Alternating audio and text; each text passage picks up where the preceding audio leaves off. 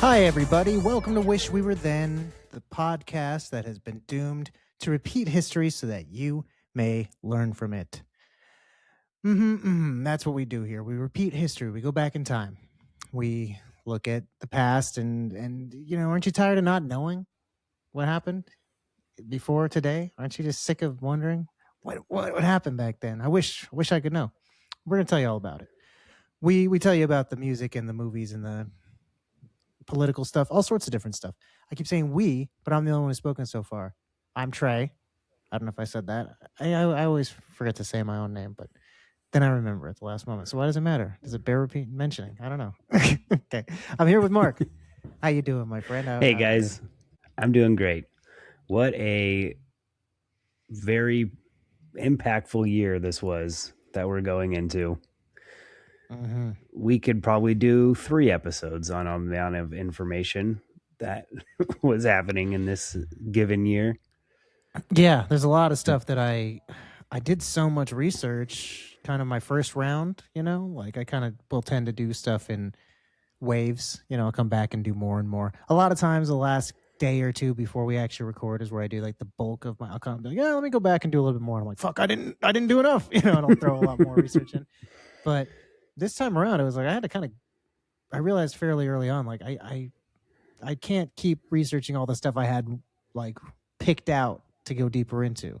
I was like, I these 3 or 4 things are really all it's going to be that I can talk about. The rest of the stuff is going to be, we'll have to go into greater detail at another time. Yeah, we'll have to figure that out later because there's just a lot of news stories. Yeah, just in I was that, surprised. just in that in itself is a lot, and then very impactful music and a lot of really popular movies. There's we could do a lot of episodes on this year. I feel we could do a month-long series. Yeah. All right, let's not keep everybody in suspense. Let's tell the folks what year we're going to be talking about. And this is a year, ladies and gentlemen. Gather around, everyone. Quiet down. Turn off your cell phones. Can't believe I even have to say that nowadays, but turn them off because this year is direly important. This isn't just a year filled with fun, happy-go-lucky, all the dressings of the interesting things that other years want you to say. Oh, look at all the fast food, and hey, aren't we some fun songs on the radio? No, this year's much more important than all that. Your very soul is at stake this week, ladies and gentlemen. The media wants your soul. There's a battle out there to claim it between the Lord Jesus Christ and the devil himself. And this year is one of the most brutal when it comes to that battle. You look at the songs that are on the radio, half of them are talking directly referencing Jesus and stuff like that in a way that was surprising to me. Being a modern man that you just don't see nowadays. We also just had a very big fascination this year with Satan. You look at the movies, and namely the number 1 movie also very shockingly had very strong depictions of Satanism and the devil. So everyone, please pick a side, and I urge you to pick the right one because you don't want to be ending up in heaven with all those lame-os. You're going to want to go see the number 1 movie of the year. It was a great film. We watched it. Come join, be on our side. The year that we're talking about this year is 1973. How'd you feel about 1973? I was shocked, actually. Like I said, I really was pretty surprised at the explicit nature of both sides of things. I kept going, damn, there's a lot of Jesus stuff, and I'm pretty explicitly okay with a lot of this horror stuff too, Yeah, I mean, it's funny that you put it like that because I noticed it in the music, and then I kind of don't know why I kind of wrote off The Exorcist being the number 1 movie of the year, and then listening to all the Jesus songs on the playlist that we had. I didn't really think about it like that, but yeah, you were absolutely right. That's definitely what it felt like. I, to be honest, was focused on a lot of the news goings on. Yeah, even there was outside of just like those big things like that, you had like Jesus Christ Superstar. I didn't even put any of the music from that, but the movie came out this year, So Jesus Christ Superstar was one of the movies. And then for toys, even was surprised that Evil Knievel was a very popular toy. So we'll talk about that in a little bit as That's well. like not. The man was named after the subject. I guess. So everywhere you turn, So, all right, but let's start. We'll start off the year. I just want to say, quick blurb. I don't know how deeply you were planning on talking about all this stuff, but I wanted to say just up top, January 20th, start off the year. Nixon and Agnew's second term begins. That's heavy on the year.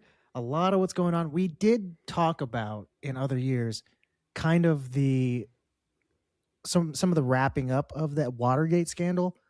A lot of that stuff is taking place in this year. Yeah. Mm-hmm. So I don't know how much of that you actually prepared to talk about. I kind of kept going, I don't know. We sort of talked about this, so I didn't know how deeply we wanted to go into it. Why don't you run through just kind of general, what your bullet points of the actual scandal are? Okay, so the big happenings of this year was on January 30th, the burglars that infiltrated Watergate, G. Gordon Lidman, James McCord, and basically like 7 other conspirators all pled guilty or were convicted of the burglary and taking all of that stuff. One of them was a former CIA agent, E. Howard Hunt. And in this, they were all questioned. They were all being told, if you guys rat out whoever else is involved, you guys get lighter sentences. And then later on in the year, October 20th, the Saturday Night Massacre happened.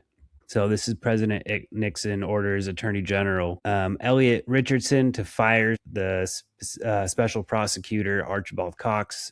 Richardson refuses and then resigns. So Nixon orders the Deputy Attorney General William Ruckelshaus to fire Cox, and then he refuses and then is fired for it. So they basically go through and everybody's like cleaning house, or they don't want to be involved in this, so they're leaving or they're getting fired. But it's because that Judge Circa orders that any of the tapes that Nixon had to be subpoenaed, and he had to turn them over. So he was withholding them. And when that happened is when everybody pretty much was like, okay, there's the cat's out of the bag. All of those tapes are going to go to the court and everyone's going to find out what's going on. And then later that month, it's when, in November 17th, Nixon gave that speech in Florida and was like, people want to know if their president's a crook. Well, I'm not a crook. I've earned everything I've got. But so all of that is all like leading up to the actual impeachment. And I think 21 senators are now coming together at the end of this year to actually impeach Nixon for all of this. Mm-hmm.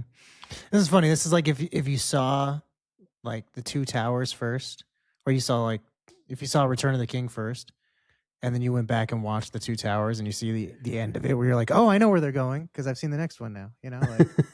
So we know these guys are all meeting together. Like the music, like it's like the cameras coming up, fading away from them as they all gather around to like have some discussion. We're like, we know what they're talking about. They're talking about the impeachment because that comes next.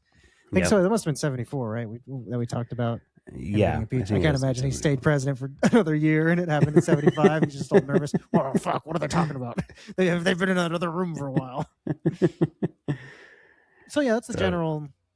It's the stuff. Gist of it. But this is this I guess stuff is so hard to talk about. Like we haven't even really. I don't know. We've talked explicitly about like what's actually happened. It's just that everything. So I guess when we get to 72 is going to be when we actually get to like when the stuff occurred, and we'll mention it at that point. So we just we keep knowing how people responded to it. Next thing up on the 22nd, January is a super fucking action-packed month. You had Nixon starting on the 20th. 2 days later, on the 22nd, was Roe versus Wade occurring, which is a hugely infamous case in the Supreme Court. Ultimately, came down to whether or not abortion was going to be seen as legal or not in this country. That was essentially what the ruling meant, and it protected the right to have an abortion. It struck down a lot of states' abortion laws that already existed, so challenged like the stuff that was in place that had ruled abortion to be illegal and things like that. Essentially, Norma McCorvey, who was known as Jane Roe, in the court cases. I thought that was interesting that it was Jane Roe and not Jane Doe. I don't know why that I was don't the know. case if you're going to change your name. Also interesting that we know her name now, Norma McCorvey. I'm sorry, Norma, if this is me like violating your privacy and just everyone's like, we know your name's Norma now. We're just going to say it. or if she later came out and was like, look, I want people to know I was the Jane the whole time. She brought a case against Texas because her lawyers were arguing that the abortion laws were unconstitutional and the court ruled in her favor. Then this got kicked up and, like it always does, eventually made its way to the Supreme Court. And they they held in her favor. They ruled that it was unconstitutional to not allow her to have an abortion. The like actual decision behind it was a little weird. It was kind of like a strange reasoning, I felt, at least as far as like what I was able to see was used as the like official reasoning for their decision, was that it was like the due process clause of the 14th Amendment secures the right to privacy, and somehow that equals you can have an abortion. I don't know Privacy what that. rights in intimate practices. Well, the fact that it's like a sexual act, it's like a privately done thing, is what they were going off of. It relied heavily on the 1965 case of Griswold versus Connecticut, which that's where that said that they had the right for the intimate privacy. Okay, yeah, I think. Well, and that was something that I read. Some people at the time were like, even people who agreed with the outcome of it didn't agree with The reasoning. yeah, they thought it was kind of not. And because, it's not just like, oh yeah, I don't know if I like the way they went about doing that.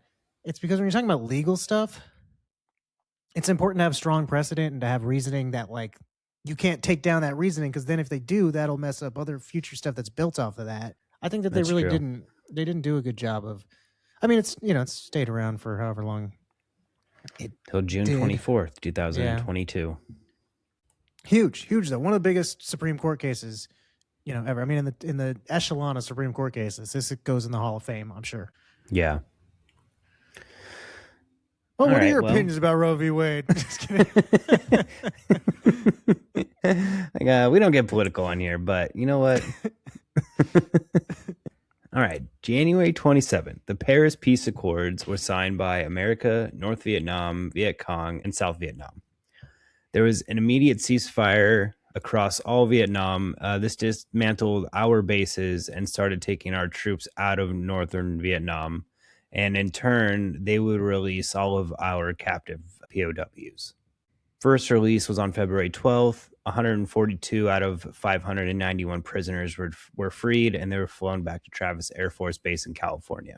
And the last POW was released on March 29th.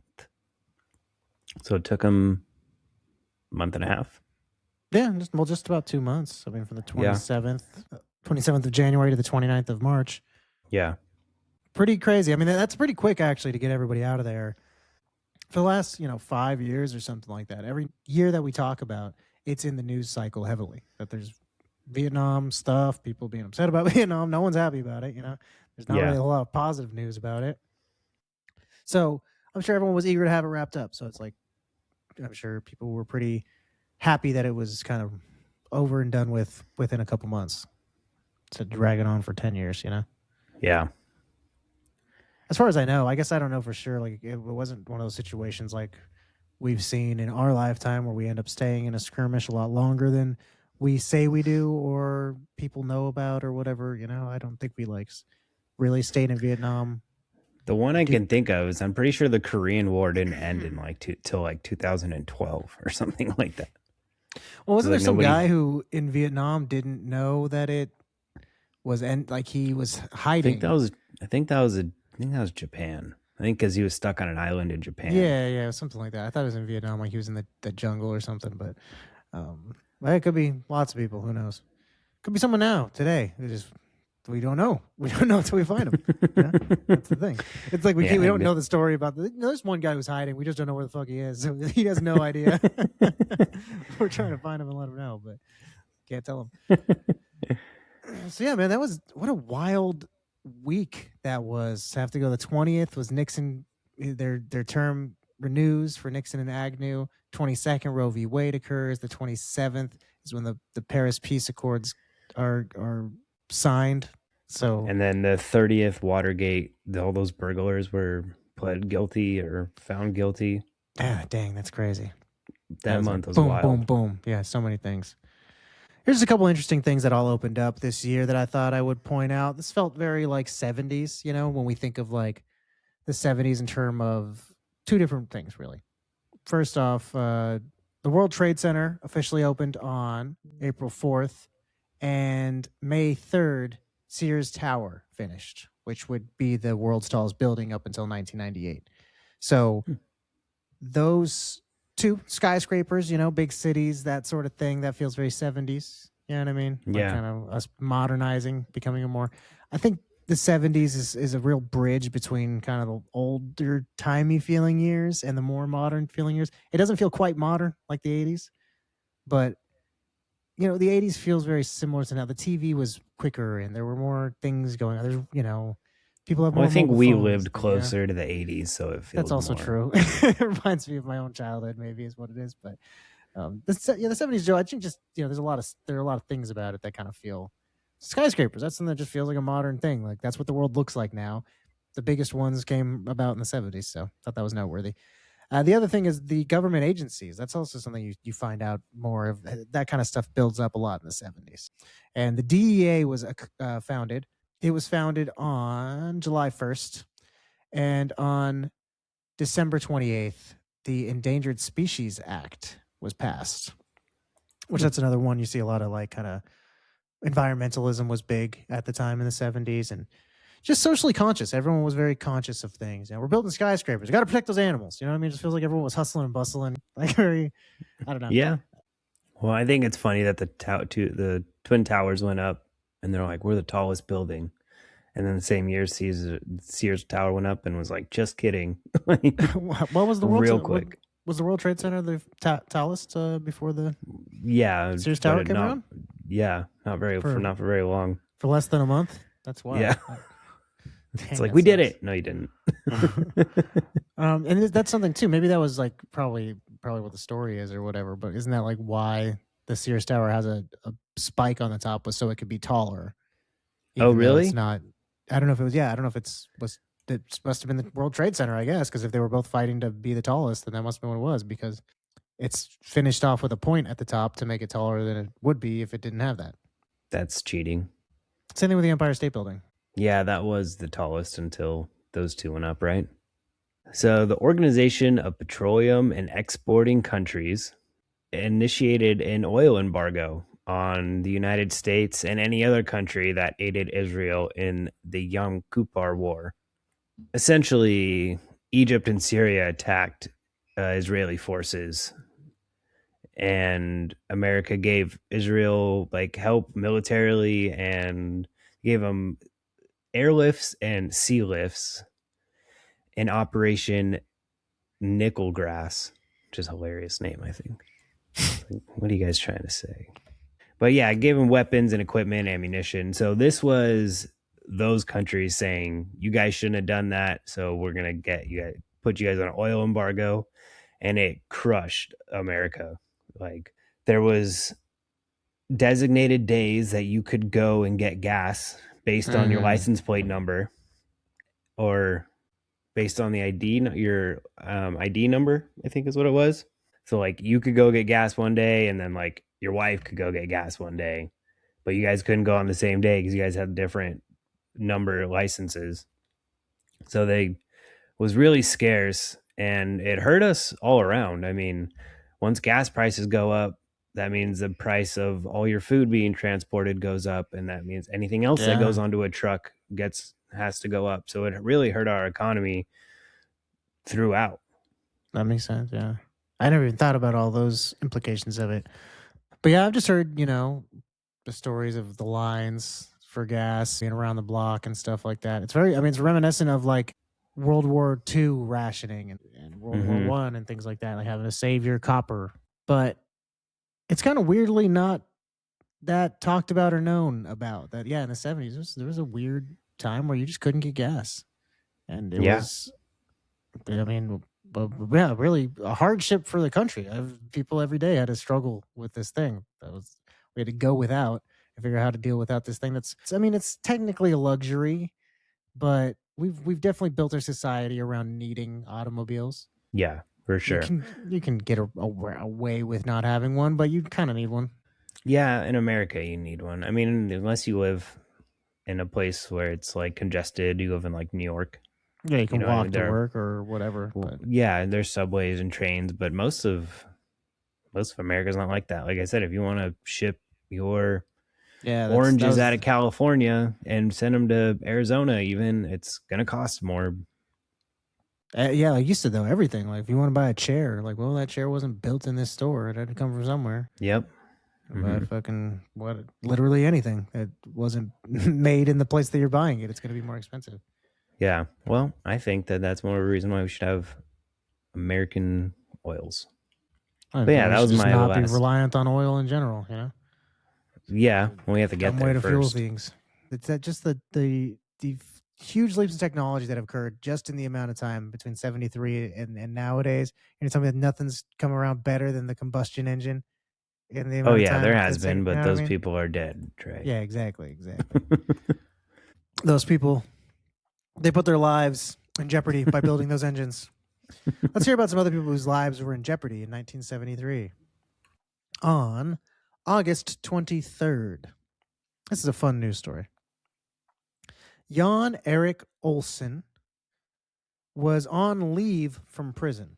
What that means, I'm not entirely sure. This is Sweden. I guess prison was way fucking chiller than it is here. You get to go on leave. This isn't like part of the story. This is just he was on leave. You know what I mean? I was too busy like researching the rest of the story to go like, oh yeah, what the fuck? But it's like not treated as being weird. He was on leave. He was just on. He was it was break time for prison. You know what I mean? Prison break time. It was prison break, but not the way you're thinking. No, this is good. This is fine. We have a prison break, but it's not an emergency. It's fine. They're outside enjoying their lives. It's hard being a prisoner. Let them take a break. So anyway, he was on leave from prison, and while he was out doing that, you know, in America, we think that's not really a smart idea to let prisoners take breaks from being prisoners. There's a reason they're in prison, right? That's how we think. We might be onto something because while he was on leave, he attempted to rob credit banking, which is what you might be able to ascertain as a bank in Sweden. Credit banking, spelled with a K in the front. Credit banking, all one word. So he tried to rob this place. He was armed and he was trying to take this place by force. Some police showed up. He took 4 of the employees of the banks hostage. He exchanged fire with some police officers. He ended up hitting one of them in the hand. They got some injuries. Didn't seem too serious, but still, I mean, it's a serious occurrence to be shooting at the cops and taking people hostage, right? The police, they for some reason allowed. Again, this is part of the fun prison system here. They allowed Olsen's friend, who was a fellow prisoner, Clark Olofsson, to be brought in as like a liaison. Like that was part of his demands. He wanted like a a bunch of stuff. He wanted a Ford Mustang and a bunch of money and some bulletproof vests and things like that. And he also wanted his friend Clark Olofsson to be here with him to like go back and to be a go between him and the cops. And they're like, I guess we got to let this guy have his prison buddy here with him. So they just gave him an accomplice. They gave him a partner to work with.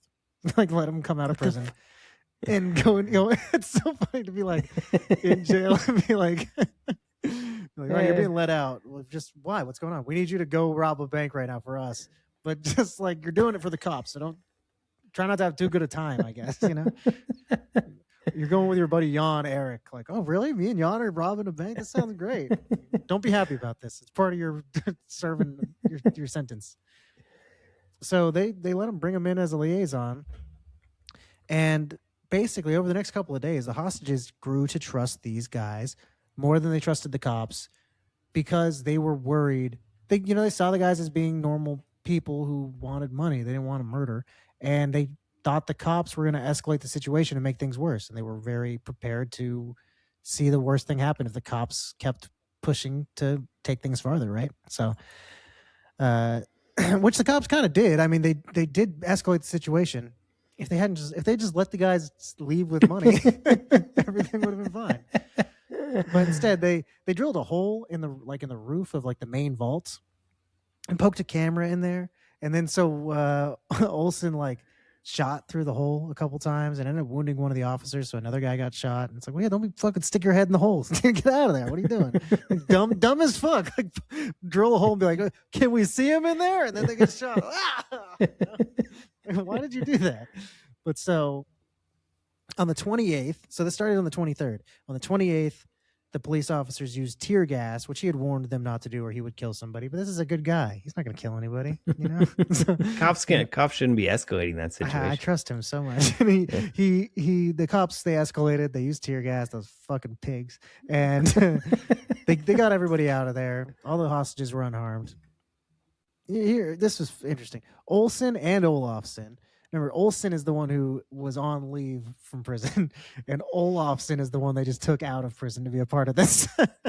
They both were charged and sentenced for like being a part of this crime, which I was like, that seems a little bit fucked up. I don't think Olafson deserves to be a part of this. He was later acquitted. Like he was kind of like, wait, what the fuck, man? You guys brought me in on this. Like I didn't choose to be I didn't ask you to bring me out of jail. I was in jail. So then they just put him back in jail for what he originally was serving time for. I was like, well, damn, that'd be so wild to be like, hey, Olafson, get out here. You're gonna go and rob a bank for us. And then at the end of it, they go, now you're in trouble. You're going to jail for robbing that bank. Like, hey man, what the fuck? You put me in there. Why am I going to jail? You know? Well, you got to be successful, or you're gonna get in trouble. If you would have got away and gave him all the money, they'd have been like, all right, you're good. it's back very much like a Running Man situation. Yeah, like hey, rob this bank for your freedom. You know, if you're successful, you get $1 million and you're a free man. But if you're, unsuccessful, we're gonna lie about the whole thing and you're going down. We want that bank robbed.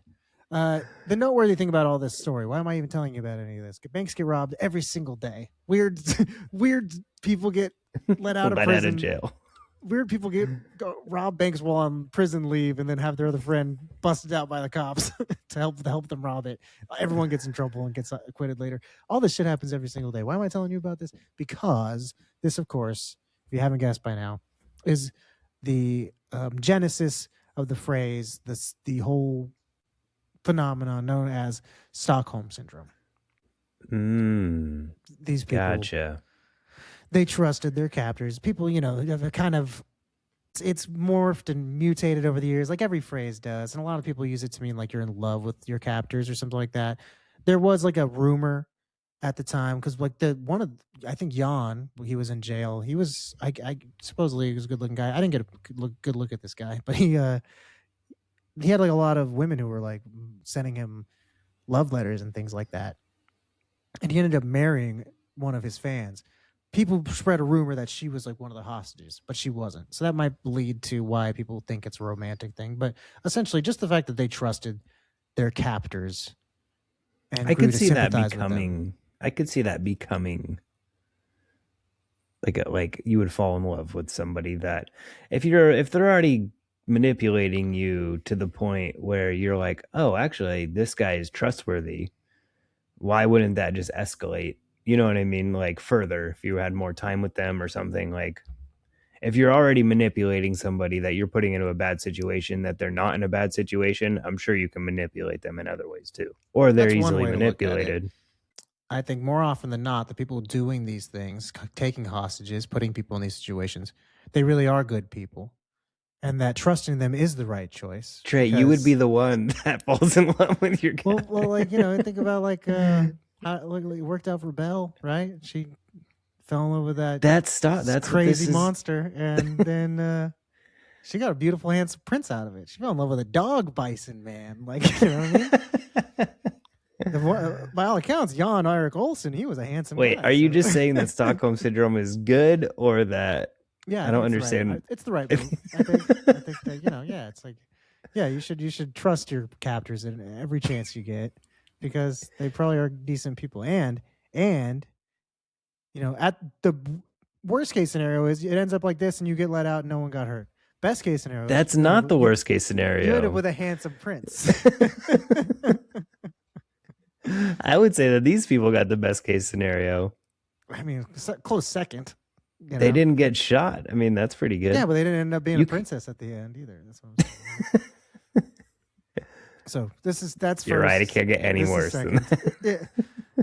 I'm not sure what could go wrong. I watched a Kojak episode just like this week, Really?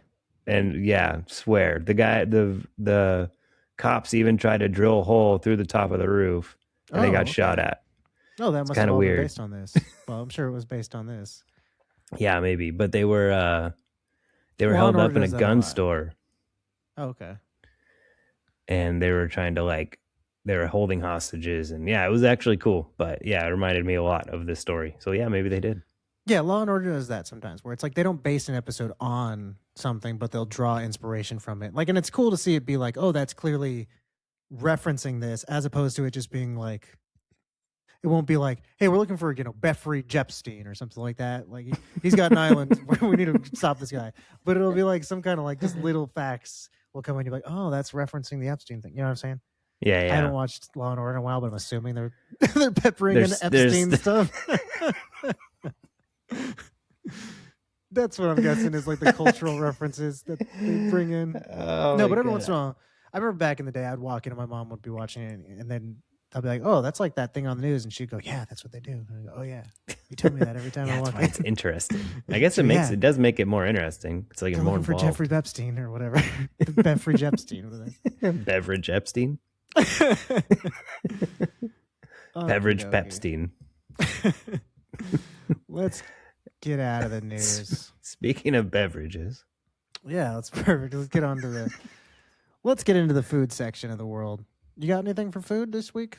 yeah, I got a couple of things. Due to Soviet purchases of wheat, corn, soybean for the last year, food prices soared in the US. It was so bad that Heinz couldn't fill orders of ketchup for McDonald's due to the shortages. Damn, a Yeah, so hard there was time, a man.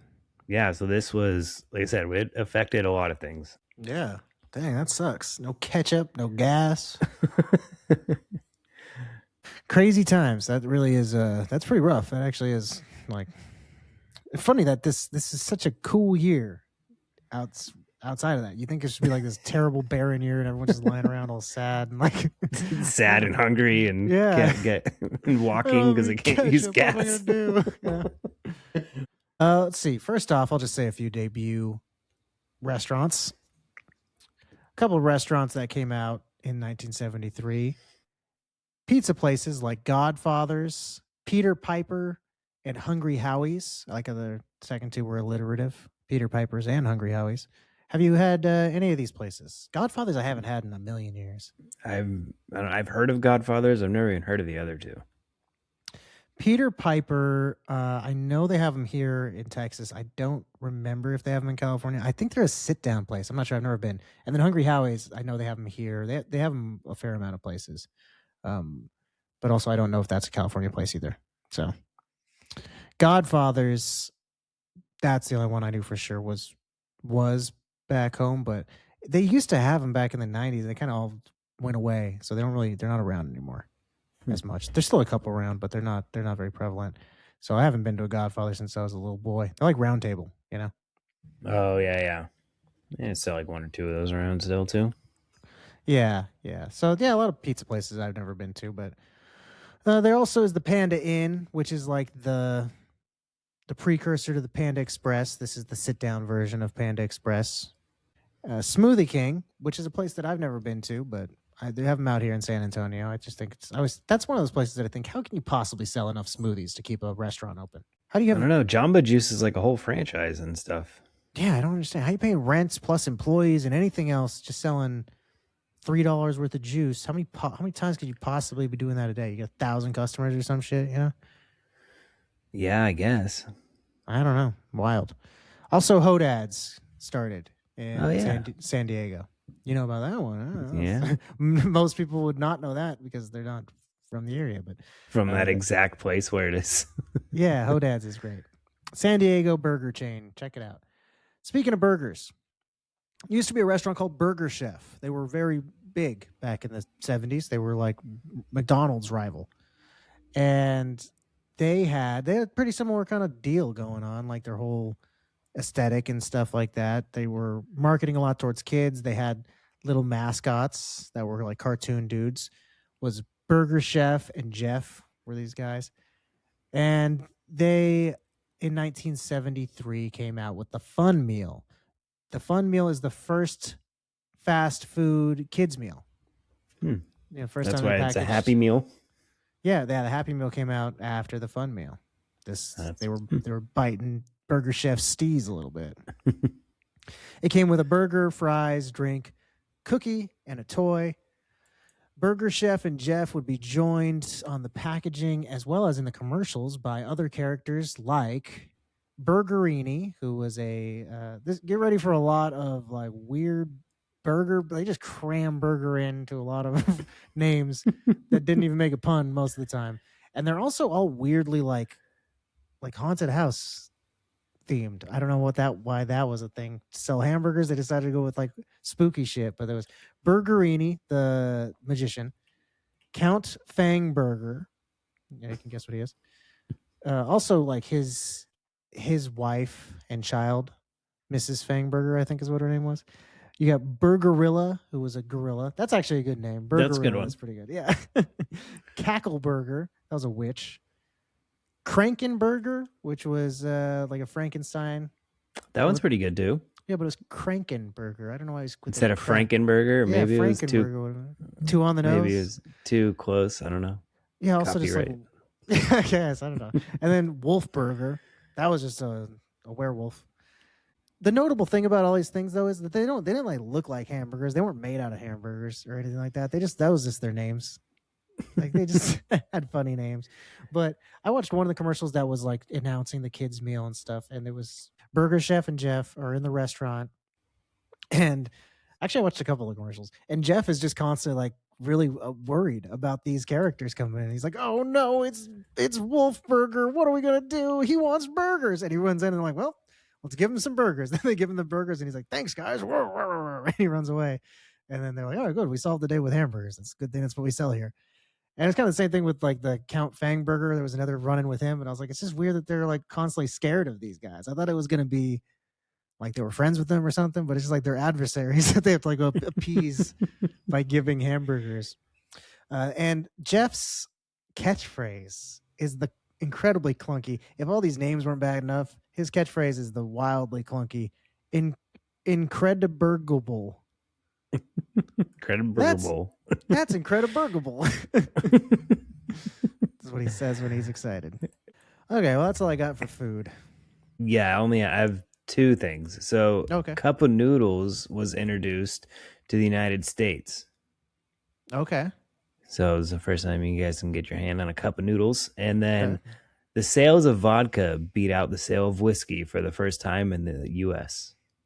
Oh wow, that's incredible. That's pretty shocking to me. I didn't see that coming. No, really, that is actually pretty. I wouldn't have guessed that. I think that it's in general. I think at any point, maybe in the '80s, I could see that occurring. It seems like an '80s thing for it to be like people drinking clear liquors. I suppose the '70s, people were getting a little more health conscious. That's what I was thinking, is that people were trying to move away from. Yeah, I just think the '70s also feels like a very whiskey-ish time, just in my mind. I think of people sitting around with like whiskey and a cigar, but I guess it was more health conscious than we tend to think of when we look back. Maybe it was like a house mom's like craze. I could see that. Moving on to technology. On April 3rd, John Mitchell and Martin Cooper of Motorola demonstrated the first ever handheld cellular phone. Pretty mind-blowing when I read that. Yeah, for sure. I mean, I knew that they were around in the like 80s, but I guess that's when people started to have them. So it makes sense that they were like still being manufactured and trying to figure it out into the 70s. Yes. It tracks for me. Yeah, really, when you put all of it into perspective like that, it's like, yeah, I guess so. And that's important to note. This is the first ever cell phone, handheld cell phone. Like, there's not one that came out before that they were working on. This is the first time anyone's ever been able to show anybody else a cellular device that's worked. It was Martin Cooper, actually. It was cool the way he demonstrated this. He called Joel Engel, who worked at AT&T, was one of his main rivals. He called him and said, "I'm calling you on a cell phone, but a real cell phone, a personal, handheld, portable cell phone." So he just called and gloated like, "Hey man, I'm calling you on a real thing, man." He was just like on the street in New York, so like, this is a cool way to do it. Yeah, that is cool. It weighed 2.5 pounds. It took 10 hours to charge it fully. And on that 10-hour charge, you would get a 35-minute talk time. And it was 10 inches long. Big piece of hunkered It's plastic. huge. It's too big. It's too big if you ask me. So Far too big. the way it worked, it was a terrestrial cellular system, which so it was not done on satellite. It was a 900 megahertz base station that you had to be in proximity of, that connected the phone to the base station, and then the base station was hardwired into the standard public phone network. The Sony base station too. Yeah. Yeah, it wasn't commercially launched until 1983. So it did take a while to actually make it to market, like we were talking about. The first phone that was available commercially, just to give this some context, we might talk about this later, but just want to put this all into perspective here again to say, we were talking about this stuff takes a while to get to market, and things used to take a lot longer. I think that's also worth noting. Nowadays, someone's like, we need to have this. And like the next fucking 6 months later, it's in your house, Yeah. Back then, this got invented in 73. It didn't make it to market until 83. The first time anybody made it to market with a cell phone was Millicom, was the company that produced one in 1981. So still another 8 years after this one. Damn. All of that stuff takes a long time. All right. On May 14th, Skylab launched at Cape Kennedy in Florida. It was America's first space station. It was 118 feet long, and it weighed 77 tons. It's too big. I watched the launch. It was actually pretty cool. That's cool. Oh, damn, that's wild.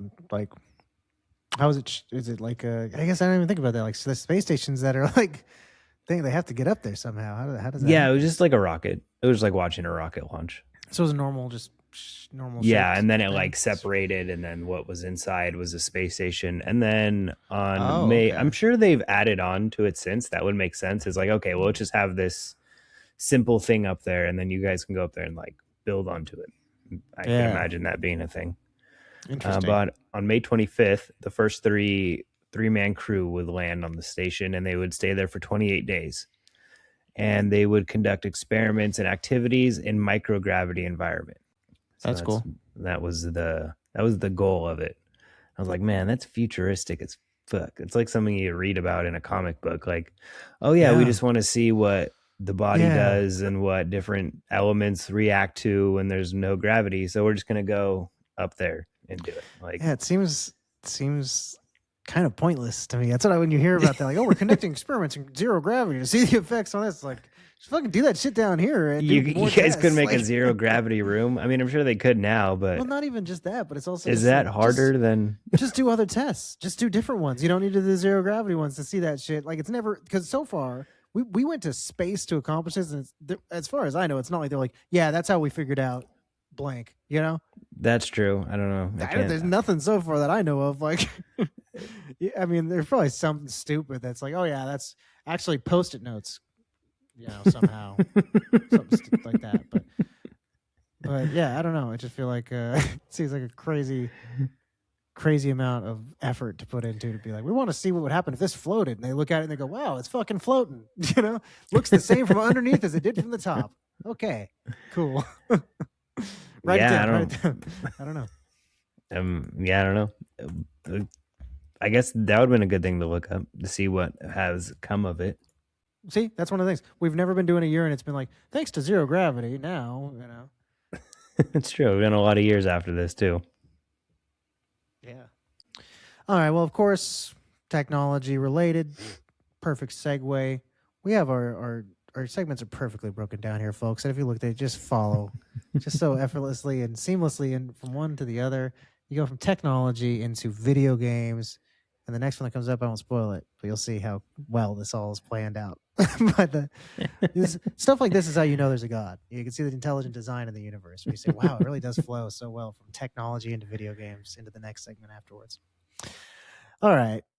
The best-selling games in the U.S. are all Pong clones. Pong came out Not 1973. I'll leave you to guess, or you can look it up, or you can just wait for the episode to come out at a future date. You'll find out when it did come out. Give you a hint though. 73. There's a fuck ton of Pong ripoffs that are hitting the market and doing really well. You got games including Volley, Rally, Ping Pong, Pongtron, Tennis Tourney, Quadrapong, Wimbledon, and the year's top seller was Paddle Battle. So, Paddle Battle's my favorite name for sure. that's a good one. Kind of one of those things that I tend to forget. Pong to me just is the game where you do the things and they go back and forth. Like it means that in my mind. And I forget that it's like, oh, it's a ping pong game. It's a ping pong video game. Like I totally forget that that's what it is. Even though it's obvious that that's what it is, it's still just like it doesn't register to me as that. You know what I'm saying? Well, it could be like tennis. It's the same kind of thing. Well, it's named Pong, so I would imagine it's probably based on ping pong. Yeah, true. So, like, even to you, I guess, like that association doesn't register immediately as being like, oh, it's ping pong. That's why it's Pong, and it looks like ping pong.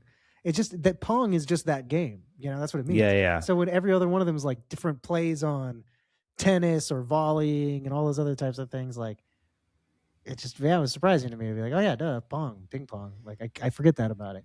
So yeah, there was a lot of Pong based games. Not a lot of originality in that sphere, but Gotcha was a game that came out this year that featured characters like running around a maze, but it was possibly the first color game released commercially. So there was some level of innovation occurring. I think that had this been a different year, they probably would have been a well-known game. Gotcha would have been something people liked for years to come. But this innovation and stuff like that also sounds interesting. Characters in a maze sounds more interesting than Pong. But Paddle Battle won out because they were similar to that other game that people already recognized and liked. Did you look at the Gotcha game? No, actually, I didn't. Didn't look at any gameplay or anything like that. It's like on an arcade cabinet. Mm-hmm. Yeah, it's like you're like a little square, and you move throughout all of like a maze. It looks like a maze. You move throughout it all, but all the squares that you move through are all colored. So it's like super simple, but you can tell it looks pretty cool. That's neat. Yeah. Oh, yeah. And I also should say there was a color version of Gotcha as well as a regular version. So if you look this up and you see it in black and white, you're like, you fucking liar. It's like, no, keep looking. There's color one out there. There's black and white. There's color as well. But yeah, I'm looking at it now. It doesn't look like an amazing amount of fun, but it's cool that it's colorized. So again, I don't know that it would have actually held on like I thought, but video games were around. They were making some sort of advancements at the time.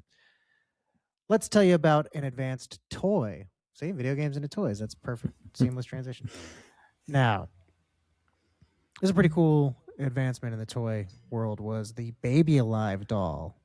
First came out in 1973. That was another thing that I was pretty surprised to see was that old.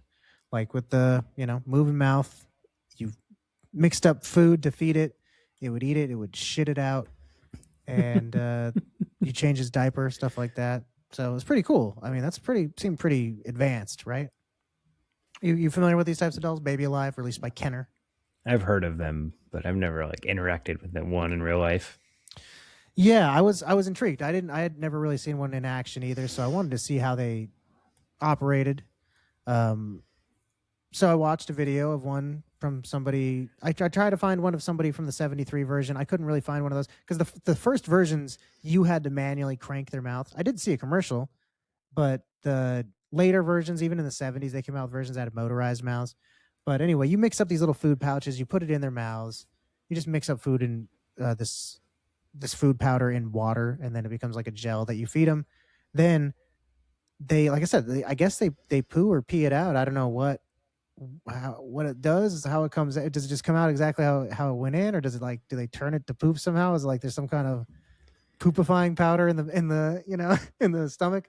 But I was like on YouTube, and I watched one video that I was like just kind of skimming through, be like, oh, how does this thing work? And then I got through it and I was like, oh, okay. Yeah, that one didn't like show the whole thing. So I'm going to look at a different one. And then when I got to the second one, then I was skimming through and I was like, oh, wait. And then I realized That one also, I thought, it became apparent to me, like, oh, they don't show, you can't show on YouTube the people like fully changing the diapers and showing this thing poop and stuff like that. And when that occurred to me, I was like, okay, I'm good. I don't need to keep researching this. Now I feel weird for having fucking looked this up and like trying to find a video of this. So You're like, Baby all Alive right, time to Dolls. go to the dark internet. Yeah, well, I was just like, fucking Baby Alive Dolls came out. That's all I need to know. I don't need to play with one. I'm fine. I get it. Fuck. Made me feel really weirard for fucking wanting to see how this thing works, but they were popular in '73. There you are. Do you have any other toy stuff? No, I don't. The most popular toy of the year for 1973, however, was Ideal Toy Company's Evil Knievel Stunt Cycle. So like I said, evil toys were all the rage for kids. This actually is a pretty well-known toy. I'm pretty sure I had a version of it. Yeah, it's like when I was a kid. It fits on like a thing and you press a button and it shoots up. It's like in Toy Story 4, I want to say. Keanu Reeves plays a version of this guy. Forgot about that. It's like Danger Dan or some shit like that. I get, I can't remember what his name is, but it's probably, if it's like Evil Knievel. Yeah. No, it should be more like Satan worshipping Wally or something like that. Evil Knievel. Glorifying evil, terrible man. It's spelled differently. It's EVEL. But yeah, this was a huge toy for the 70s. Very, very iconic 70s toy. It's something that still one of those holdovers to our childhood, I think a little bit. Like you still would see those, you'd see versions of them. Because we were around, less than 20 years after this, we were born. So there still was some of that sort of stuff lurking around and references to it and things. So we'd see a lot of Evil Knievel was still kind of popular with kids, at least that I knew, Yeah. Like people would reference his name when jumping things on their bike and stuff like that, What are you, Evil Knievel? What are you doing out there? You crazy? Yeah, I guess it's just the parents who grew up with it still are saying it, so you still know it as a reference. Like, who's Evil Knievel, Dad? He's the greatest. Let me show you all about his trying to jump over things. And he seems to fail at this quite a bit. You're like, that's why he's great. His son did the same thing, didn't he? Wasn't he around when we were kids doing stuff like that? Holy cannoli. Robbie Knievel. Holy that's cannoli. Why it's Evil Knievel. It's the opposite of holy cannoli. That totally makes sense. Evil Knievel, holy cannoli. Huh, I wonder if that is why he's called that. I don't know. Anyway, yeah, I think that his son did. All right, well, speaking of which, what Evil Knievel did was ride a motorcycle. Motorcycle riding is considered a sport. Let's get into the sports of the year. A busy year for sports as well. Busy year for sports. The World Series champions of 1973 were the Oakland Athletics. The Super Bowl champions were the Miami Dolphins. NBA champions were the New York Knicks. And the Stanley Cup champions were the Montreal Canadiens. All right, let's get into some of these stories. I got an interesting one. So on March 5th, two Yankee players, Fritz Peterson and Mike Ketch, each called a press conference to tell the world that they would be swapping wives. Oh, I think I've heard of this. And even their families and pets. That's so weird. I mean, I guess that's better, I guess, to keep everyone else's lives in as much intact as you can. That way, it's not, okay. I thought they were just making the wives move houses. Is kind of weird. The families is good. No, so like the families went with them, but yeah, I mean, not that this is good. Peterson and Suzanne Ketch got married in 1974 and stayed married until he died in April of 2024. So I think that Fritz Peterson and Suzanne Ketch had a thing for each other and they convinced their significant others to like swap lives so they're not like committing adultery. I don't know. How else do you come up with this? One person had to think of this. You think all four of these people got together and was like, no, I want to fuck him? Obviously not. But I also just think everyone's marriages had to be on the rocks. That's what it had to be like. Yeah. It had to just be like, oh yeah, man, me and my wife just don't get along. The other guy's like, yeah, neither do me and my wife. So, well, you're crazy, Suzanne or whatever her name is. She's a dream, And then like, you think they just keep having conversations about it. It's like, I'm gonna leave her, but I can't stand the thought of some stranger raising my kids, somebody I don't know, getting in there and being their new dad. It's like, yeah, that would be. I totally get the feeling. My daughters, can you imagine? I want some Like, why random fucking can't dude. I get a wife like yours? I just Exactly. want a wife like yours. I wish I had somebody like a teammate like you in there raising her. That would be what I want, like for my daughters. Like that kind of. Then eventually you just go, okay, look, these women are gonna be out on their own. Instead of that happening, let's see if we just swap. Let's see if we can make this a clean swap. It's so weird. None of it makes any sense. How the women are like okay with any of this? Very 70s story for the women to be like, if you say so, I guess. You are a professional baseball player. You can do whatever you want, I guess. Yeah, I mean, really, that's crazy, dude. Yeah, well, maybe that might have been involved too. Like, listen, do you want to swap lives with my teammate here? And the kids will go with you. Everyone will be, and so will the dog. Your life will be very similar to how it is now. You'll still be a baseball player's wife and everything else. It's like, no, what? Fuck you. It's like, oh, you signed a prenup, and she's like, I guess. Like, what am I gonna do? I'll try it out. It's either divorce you or divorce him. Well, we'll see. I suppose if this is headed south either way, give it a shot. And it worked out for one and didn't for the other. So I guess all things considered. I think we can be certain if anybody was participating in this, all of these marriages were doomed. So for the fact that now half of these people are still in a loving marriage with each other, even though it's not the way they started, it's better than it was headed. Yeah. Weird I don't know. story. That's I want to know how it started. But I guess Peterson went on an interview and it said that unless people know the full details, it could turn out to be a nasty thing. Don't say wife swapping because it isn't. Call it life swapping. It's like, oh yeah, I guess if you want to try to justify it, but I don't see how that makes it better. But we don't get any really other details than that. I don't know. I'd be interested to see what the kids have to say. Yeah, that's very interesting. So weird. Extremely strange story.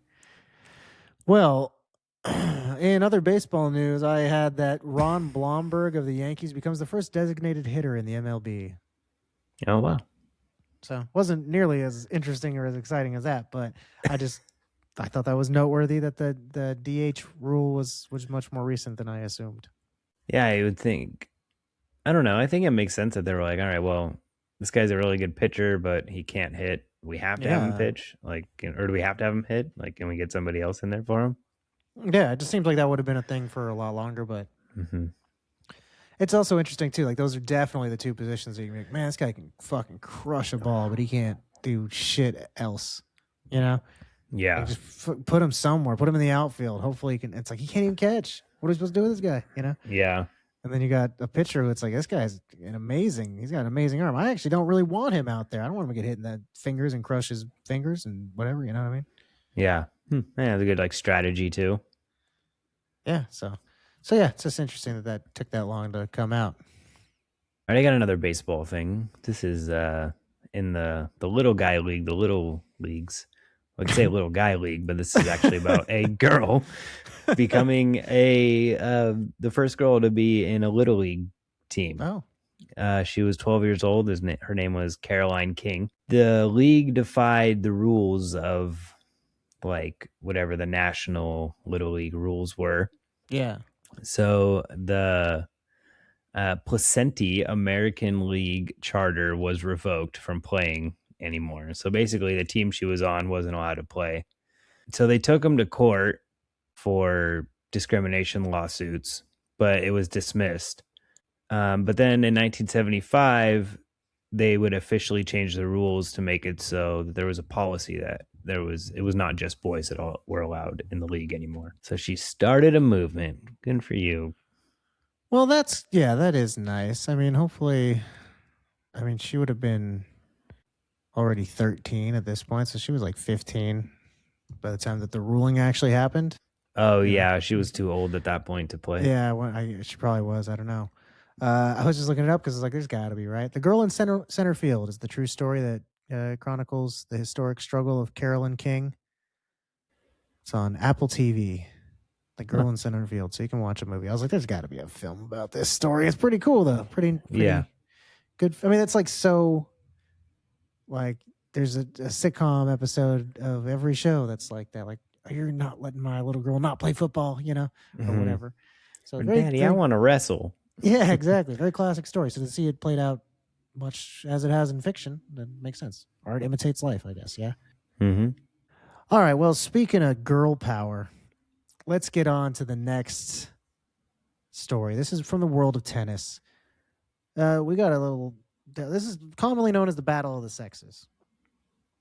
It's actually two different matches that were both involving Bobby Riggs. He's the man in the scenario here. The cisgender born male guy. He's a kind of a dick, it seems like, which is fitting, I guess. Anyway, he was one of the top players back in the 1940s. He was ranked number 1 in the world 3 times, or in America. I don't know how the ranking systems work, but he was ranked number 1 3 different times in tennis. He won Wimbledon 3 different times, and he was also won 3 other major titles. And at this point in 1973, he's 55 years old. And he says he could still beat any woman player that's out there. He says like he could wipe the floor with any chick, basically, is what he's out there saying. And he challenges Billie Jean King because she was a well-known and highly regarded player, but she declined. She was too classy for this. She's not giving into this chauvinist pigs bullshit. Margaret Court, on the other hand, she's like, look, the $20,000 that he's offering sounds pretty nice. Or not him, but whatever. It's being put up to do this. So she accepts the $20K just for playing. She doesn't have to win to get that. And she accepts the $20K in the challenge. She was ranked number 1 7 times in her life. She was on her way to getting her 7th one currently as this is all going on. So she's a good player too. She's just as good as Billie Jean King. But he stomped her out pretty quick, wiped the floor with her. The scores were 6-2 and 6-1 out of the 2 matches they played, or whatever. However the fuck you talk about tennis, 6-2, 6-1. I don't know. Those are the things. Is that right? He won. Yeah, he beat her pretty handily. So then he went around bad mouthing women even more than he had beforehand. Billie Jean King can't, she can't stand this. She's not going to stand for this bullshit. She accepts now what is a bigger purse to fight him. There's a $100,000 prize, which would She's be fighting him now. It's escalated quickly. Yeah, she's pissed off. There's a $100,000 prize to kick his ass all up and down the street, and which would be like $710,000 or so nowadays, somewhere around that. It's a lot of money. She was 29 years old. Again, he's 55 years old. She had finished number 1 for the 5th time the year prior, and she had finished second this year, right behind Court. So this was the year that Margaret Court finished first. Billie Jean King finished second. So she was really good. She was a formidable opponent. Obviously it seemed like Margaret Court was also just as good as her based on all these ranking situations. So I was surprised to see how different the games went. But it was like a huge deal. She came out dressed as Cleopatra, like on a thing with the guys holding her, like a bunch of sexy dudes were bringing her down. And then he came in like on a rickshaw that had a bunch of sexy models pulling it. A bunch of women were pulling him in. And then they like met in the middle. He gave her like a huge sugar daddy lollipop. And then she gave him a piglet because he's a chauvinist pig, I guess. These are like the gifts they bestowed upon each other.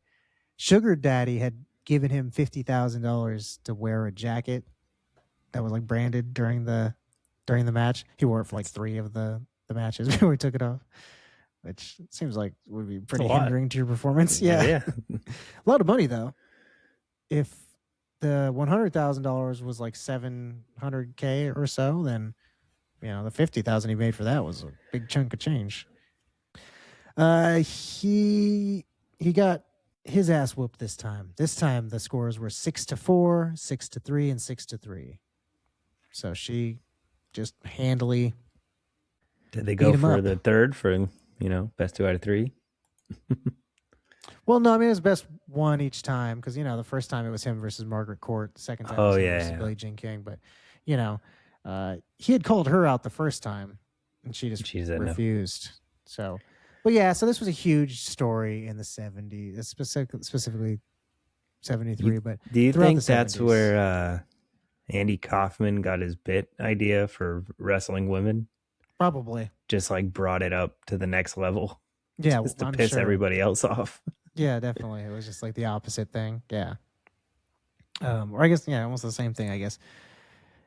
Yeah, it's funny because it's interesting that it went both ways. That you know he was right the first time. It's like, damn, he beat one of the best female tennis players in the world. Like she's currently number one. And then Billie Jean King comes in and whoops his ass right afterwards. It's like, oh, you old man, you got your ass whooped just because she's a woman. She's half your age. She kicked the shit out of you.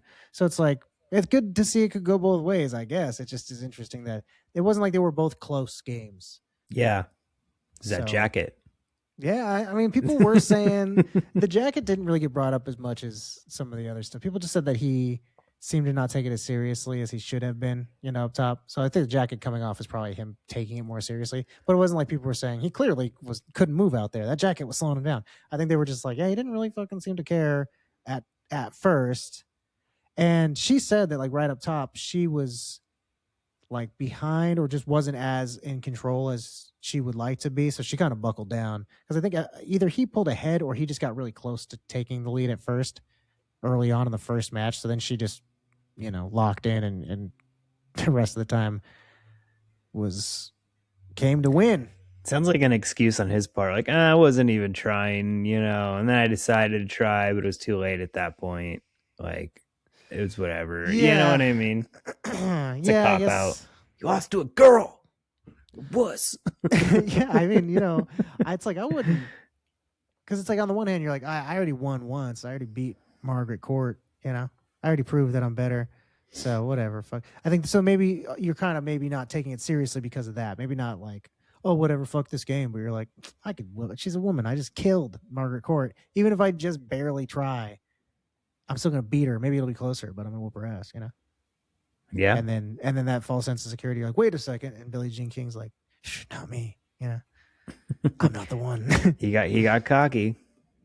Big, huge deal. Battle of the Sexes is just like, that's a big, again, touchstone from the 70s. Female empowerment was all the rage at the time, and women in sports. We had two stories of it coming around.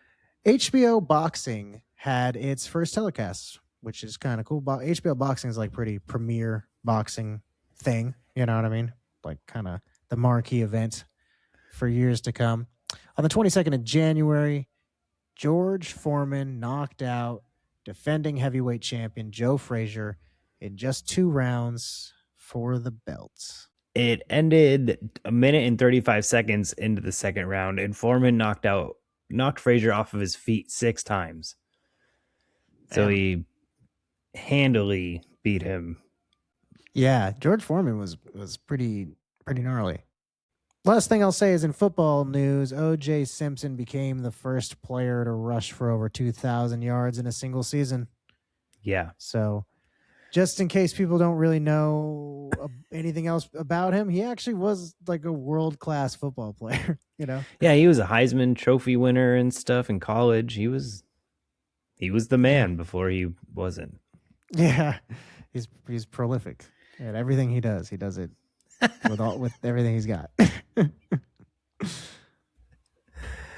Oh man.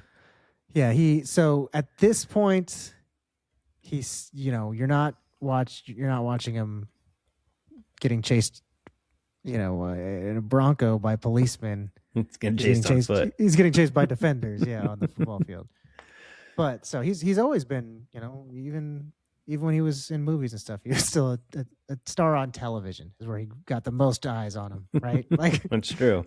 Whether even later in life or another big TV event he had. Well, so let's talk about some other big TV events we got for 1973 on TV. Number 1 is All in the Family. And this is throughout the year. as you know, if you listen to the show, you know by now, you have your results of the year come up through September, and then the second half of the year, you got different stuff. So all the way through the entirety of 1973, All in the Family is number one. Sanford and Son moves from number 2 to number 3. Now, I'm just going to read off everything and hopefully this makes sense. I wrote it down in a way that makes sense. I don't really remember all the way it worked. And I was like, I'll remember this. So, Sanford and Sons moves from number 2 to number 3. The Waltons, season 1 in the first half of the year was all the way down at number 19. Season 2 debuted in September and debuted at number 2. So it got insanely popular for the second season. So that kicked Sanford and Son down from 2 to 3. But so the Waltons first season, number 19, second season shot up to number 2. People loved that show suddenly. The second season of MASH also was one that came out in September and debuted at number 4. Became extremely popular. So 2 shows that the first seasons were, middling, did okay, and the second seasons did really well. And then Hawaii Five-0 and Maude both went from number 3 and 4 to 5 and 6 because of the Waltons and MASH moving up so high. So Hawaii Five-0, Maude, MASH, Waltons, Sanford and Son, all those are all popular shows this year. All in the Family, though, that's number 1. Have you seen watch any of of those these shows? Yeah, I was going to ask you the same thing. No, Hawaii Five-0, but I watched the later versions of it, not this one. That's like probably the one I haven't really seen. I've never watched Maude either, or the Waltons, I guess. The Waltons is where you go like, "Good night, John Boy. Good night, whoever the fuck else." At the end of the episode. Oh yeah, that's where that's from. Sanford and Son, I've seen a couple episodes of. All in the Family, we've talked about before. I've seen Sanford and Sons. Rest in peace to Rob Reiner. Oh shit, I forgot he was in that. Yeah. We just talked about the second season debuts of a couple shows, but shows that had their first season in 1973 were the very first iteration of the $10,000 pyramid. It's the first time because it's been brought back a million different times. They changed the amounts to make it more. If it was still $10,000 pyramid, no one will give a shit now. So they have to up it every once in a while. But this was the very first version of it. You also had Kojak and the $6 Million Man, which are pretty cool shows that I've actually never watched them. I just think they seem cool to me. I watched Kojak. I never watched it. I mentioned that earlier. It was actually pretty cool. That was your first time seeing it? Yeah, so I watched the first, and I watched most of the second episode. But so that was the first episode. Just happened to have like that. That your debut episode is like pop culturally relevant. Is cool. And I've heard 1 million references, 6 million references of the $6 Million Man, but I've never watched it myself. And you also had the debut of The Young and the Restless, which is a long running soap opera. Yeah. So I might have seen an episode of it. I don't know. They're all pretty interchangeable to me. I don't watch soap operas, so I don't know the difference between them, but I've seen some soap operas, so I probably have seen that. Oh, also came out this year on TV was the Charlie Brown Thanksgiving special on CBS. Oh, hell yeah. That won an Emmy. That's one of the best Charlie Brown. It's like which one's better, Charlie Brown Thanksgiving or Charlie Brown Christmas?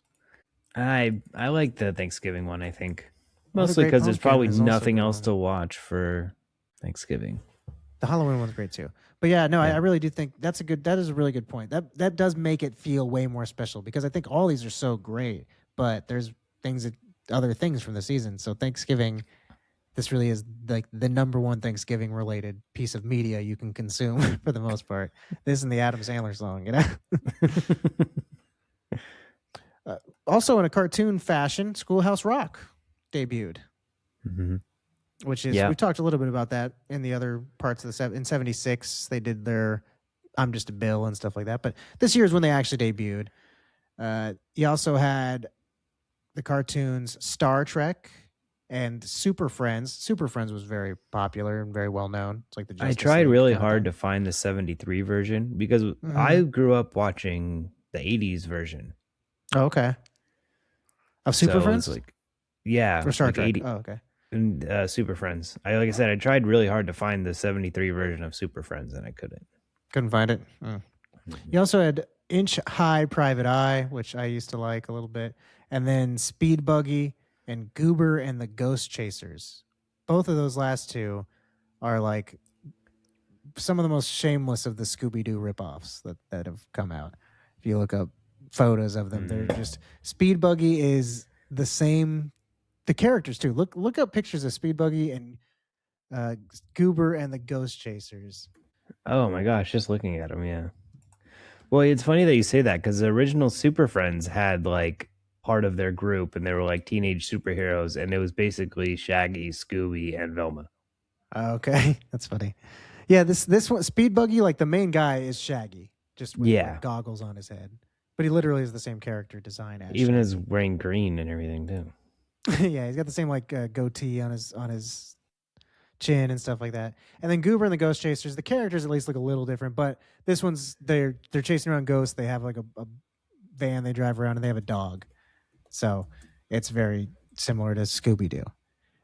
So yeah, this was at the height of them ripping themselves off and just trying to come up with other ways to make money off of these cartoon characters all teaming up together with something that shouldn't talk, but hey, listen to it go. A car. Let's give it a shot so I can see if the kids want to see a buggy be a part of the crime fighting adventures. So that's all I got for TV. I got one thing that happened on TV that was pretty cool. January 14th, Aloha from Hawaii via satellite. I had to look it up multiple times because that is what it's called. I was like, is it Aloha from Hawaii? And they just did it via satellite? Nope, that's what it's called. Okay. It airs. It's Elvis Presley. Mm. He performed in Honolulu, and it went out to 36 countries in Asia and the Oceania region. It was the first live satellite broadcast with a single performer. Wow. Yeah. That's crazy. I've Elvis heard of this still doing concert. stuff on TV. Yeah, I mean, all these years. It makes sense. He still was popular. He was the most popular guy not that long ago, But it's also interesting to know that that's how quickly things change, that he's not really being brought up a lot outside of this. And we're about to get into some stuff that's going to be like, Elvis is definitely not anywhere near this type of thing, Yeah. But just time moves so quickly to think it was 73 is pretty close to 59 and things like that when he was still around, still very popular, Yeah, But- he has a lot of reasons to still be very popular. Yeah. And so, but he's definitely not going to be part of the next thing we talk about. It's a perfect transition right there into our next segment, which is the music. And the way that we dive into this for 73 is going to be looking at the Billboard charts and talking about the top 5 songs. Spoiler alert, Elvis ain't here, baby. We ain't in the 50s anymore. All right? We're in the 70s. We're 73. We're strong in the 70s now. So it's going to be a different type of groove happening right now. All right. All right. Number 5, My Love by Wings. The single marked the first time that McCartney's name would appear on the artist credit in a Wings record. Yes, this one's actually My Love by Paul McCartney and Wings. That's when they started being called that as opposed to just Wings. It was just their first album that came out that was Wings. And then the record company, because it didn't do as well as they were hoping, because it was like, we kind of think people didn't know Paul McCartney was part of this. So they made them change it to Paul McCartney and Wings, which I think is like, yeah, that makes sense. But I also think it makes sense the first time around. Like, people probably didn't know that first one was him. But now I think people would know it's the Paul McCartney band, probably. But either way, I'm sure no matter what, it helps people know instantly. That's Paul McCartney's group. Like, it doesn't, there's no way you could not know. So, written by Paul McCartney and Linda McCartney. It was number 1 for 4 weeks on the Billboard charts and number 9 on the UK singles chart.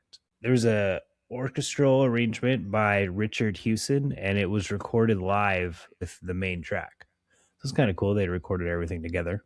yeah. Henry McCaw improvised on the guitar part of it, and that's usually not how McCartney like how he would like things done. He wanted things that were more in sequence or regimented. Yeah, I have a lot of information for some reason about the guitar solo to this song. There's like a whole bunch of Henry McCullough and this guitar solo. There's like a bunch of weird backstory too, because that was like part of it. Is it just kind of said that he improvised it, And I mean, Paul kind of was like, "Oh, it's like, oh, he wanted to play me this thing," I said, "I guess so," and then he played this thing, and I was like, "Fuck, I've got to use that." And he basically was just sort of like, "Oh yeah, it was a good idea to go with this thing," but it seemed to kind of still he was maybe a little bit salty about it, still a little bit like, I kind of wish he had not done that because wanted to use my thing. He seems like a kind of a control freak, but anyway, Paul made him play it the exact same way every time on tour. Like that was now that he let him record it the way he wanted to record it, but now he had to always play it that way, which Henry McCullough didn't want to have to do. He wanted to be able to play it. He was a guitarist. He was a blues guy. He wanted to be able to change it up and do whatever the hell he wanted to do. And Paul didn't like that. Obviously, we're talking about he's very strict, so he wanted him to play it the exact same way. So there's a lot of tension between the two guys because of all this stuff. Yeah, Paul doesn't seem like the best bandmate.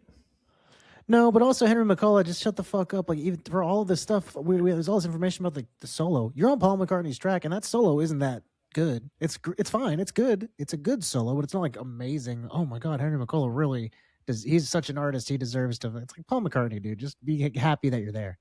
Yeah, that's true too. This isn't the place to take a moral high ground or whatever. Have your superiority as an artist or whatever. Just like fucking. If you want to work with somebody else that you can have a say, even like myself, I don't think that Paul McCartney's necessarily like a musical genius. I think he's done some really amazing stuff. We've talked about we're not his biggest fans. I still can say I think he's really a talented musician. But if I was working with him, I'd be like, oh, wow, that was amazing. Yeah, put in some more dorky ass honks and stuff. That's funny. I love the beeps. Do more of those. Because, yeah, he's Paul McCartney. So anyway, this all kind of led up to Henry McCullough immediately after. This is according to Gary McGee's Band on the Run, A History of Wings. It's like an autobiography or, a biography about the band. Immediately after finishing a recording of this song for Top of the Pops, which is like a British music video show, essentially, guitarist Henry McCullough threw up on stage. I guess he showed up drunk, barely got through the performance, and then barfed right after the performance. Hell yeah. And so it's the most rock and roll thing ever. He and Paul were not. They were. This song really drove a wedge between them. Yeah. Well, I mean, I don't know how much high ground that Paul McCartney could have because this song sounded just like The Long and Winding Road. It did. This song's awful. It's so fucking bad. I hated this song. It's terrible. I don't know how much like. This is maybe Paul McCartney's worst song. And it did really good. And there was other songs on this album that were better, no? I think so. Critics were pretty much like, this song's bad, man. Like, this is not a good song. Everyone on there was like, this is the worst song on the album. Like look at how good he is as a lyricist. Like, whoa, whoa, whoa, whoa, whoa, whoa. Like, that's the chorus of this song. It's so stupid. It's terrible. Whoa, whoa, whoa, whoa. It's awful. It's really bad. It's just like, this is wild that it's like a rough draft for a song, That's what I'm saying. I don't know how much he can stand on like, you're going to do it my way, Henry. I don't care what you say. No, I agree with you. Like, actually, the song's not that good, and it's just kind of like the other song you already made. So I'm just going to do what I want on it, actually. The best part of it is actually the solo, now that I'm saying it. Not to, the solo's not amazing, but it's like, it's way better than the rest of this stupid-ass song. The song's really bad, and that's the only part that's decent. It's, so he's definitely wrong. And this was kind of interesting because I did, I guess we talk about it now. This is probably the best place to talk about it. A lot of Beatles stuff going on in the world musically in 1973. It's not that far off from the Beatles breakup. Their last album came out only a couple years prior. Let It Be came out in 70. So like 1973 it's still near enough that you kind of forget. You think the world moves on from the Beatles right after they break up, and they kind of do for all intents and purposes. But at this point, there still is a lot of that. That's why Paul McCartney and Wings, even though the song is god awful, that's why people were listening to it, because people were desperate to hear some Beatles shit, as evidenced by the fact that each of the Beatles came out with a solo album this year. The only other one to actually have a charting song from their solo album would be George. His song "Give Me Love" displaced Paul McCartney's "My Love." So I think that's funny that My Love was on there, and he was like, "Give me love." He's like, "You're number one. Give it to me." So That's George awesome. Harrison took over number one with "Give Me Love." Yeah. So and then also this year you had the Beatles, like the anthologies. Those two. That's why I put one of the Beatles songs on there because those the first two anthologies came out that like chronicled their, the blue cover and the red covered Yeah, anthology yeah. albums that they have. Those two came out this year, so people were very desperate to hear Beatles stuff. It was still very much something people were excited by. Coming in at number 4 on the charts, we have "Let's Get It On" by Marvin Gaye. This came out June 15th of 1973. Spent 2 weeks at the top of the charts. It was Motown Records' biggest selling single ever till that point. It was originally written with a like religious bent in mind by the co-writer and producer Ed Townsend. He had been released from rehab and had like a religious experience, so he wrote this song from that perspective. But then this guy Ken Stover, who was like close with Marvin Gaye, he took the song and rewrote it to be about to be from a political standpoint. And that was the version that was given to Gaye, and Marvin Gaye actually recorded first. So initially religious song, then changed to a political song. Gaye recorded that version, but Townsend, who had written initially and was going to be producing the song and shit, he got upset by the changes and was like, I don't. It shouldn't be that way. It's about love and stuff like that, essentially at its core. So then they together reworked it into being the very, very sexual song it is today. So it went through a couple different changes, and you can find the version of the original recordings, like the demo, that are political. Those do exist. So I listened to that version of it. It's not like extremely political, but it's not overtly sexual. It's not really about like loving a woman and stuff like that. It's about spreading love between people and the style of that sort of Yeah, kind yeah. of spread the love of the late 60s, early 70s music, Okay. Actually, I wrote down a couple of the lyrics that are in the end of the final version of the song that I think are probably maybe some sort of holdovers from the original version of the religious lyrics. Is right at the end, it closes out with, "If the spirit moves you, let me groove you. Let your love come down. Do you know the meaning? I've been sanctified." Hmm. So I think Yeah. I like let the spirit move you. Love coming down is a religious sort of imagery. Sanctified for crying out loud. That's super religious. So I think those might be holdovers from that. What do you like? How do you feel about this song? I mean, it's a great song, classic song. I'm sure thousands of people can thank their lives to this song. Yeah. Especially in 1973. If you were born in 1974, now you know why.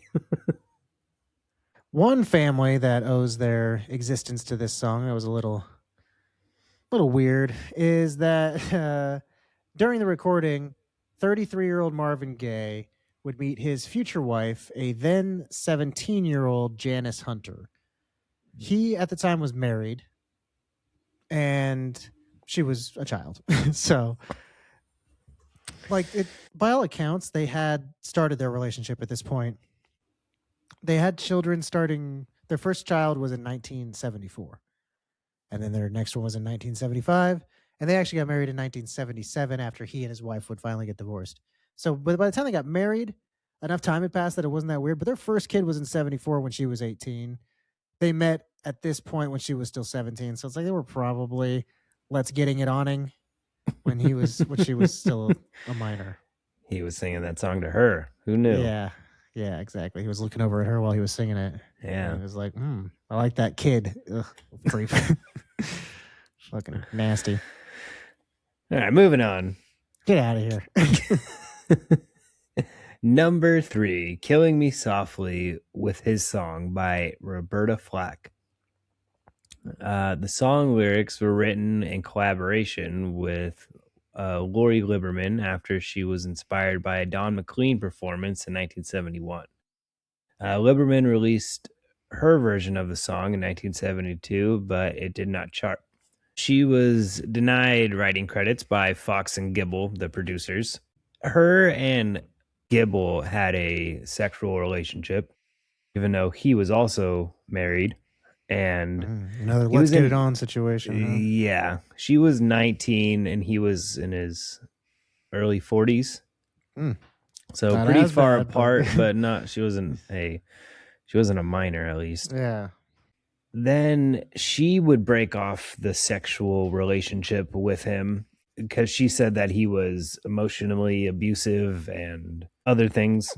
Then she would say, I want like out of my contract. And they took her off all of the, that's where she would get like none of her writing credits is after this.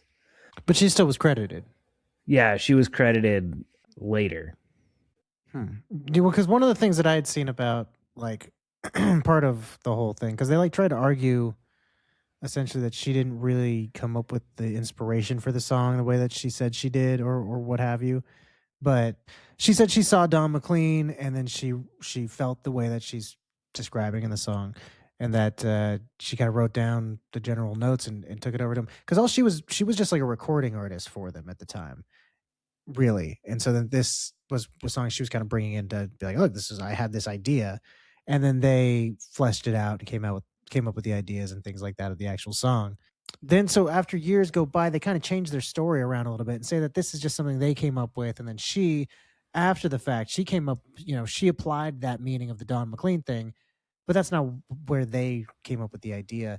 And Don McLean on his website had its little blurb in there that said he was the inspiration for this song.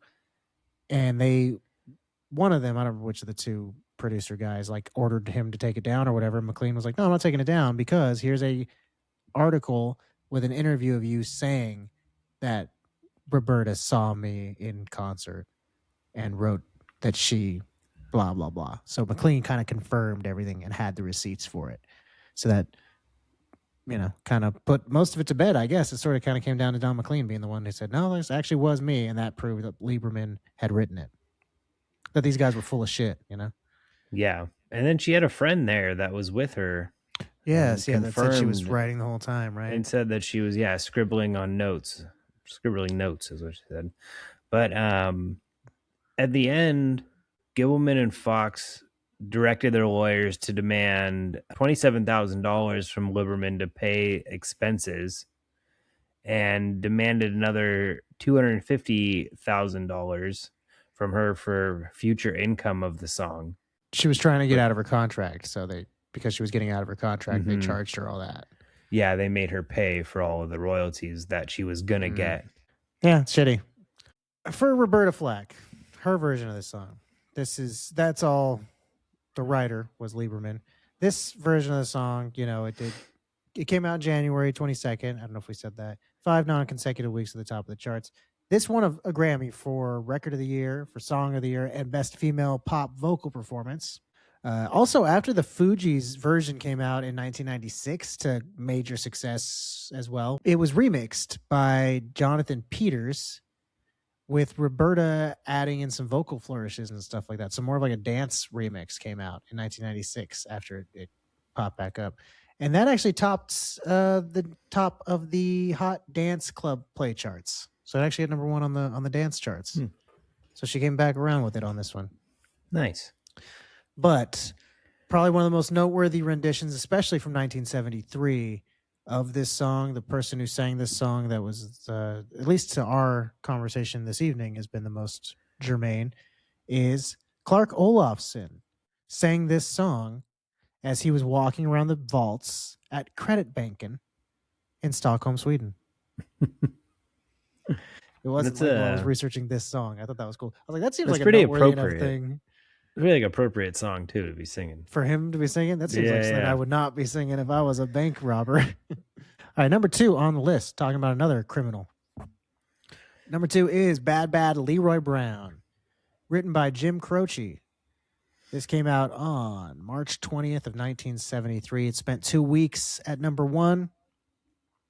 It was the final single released and the only number 1 single in Jim's lifetime.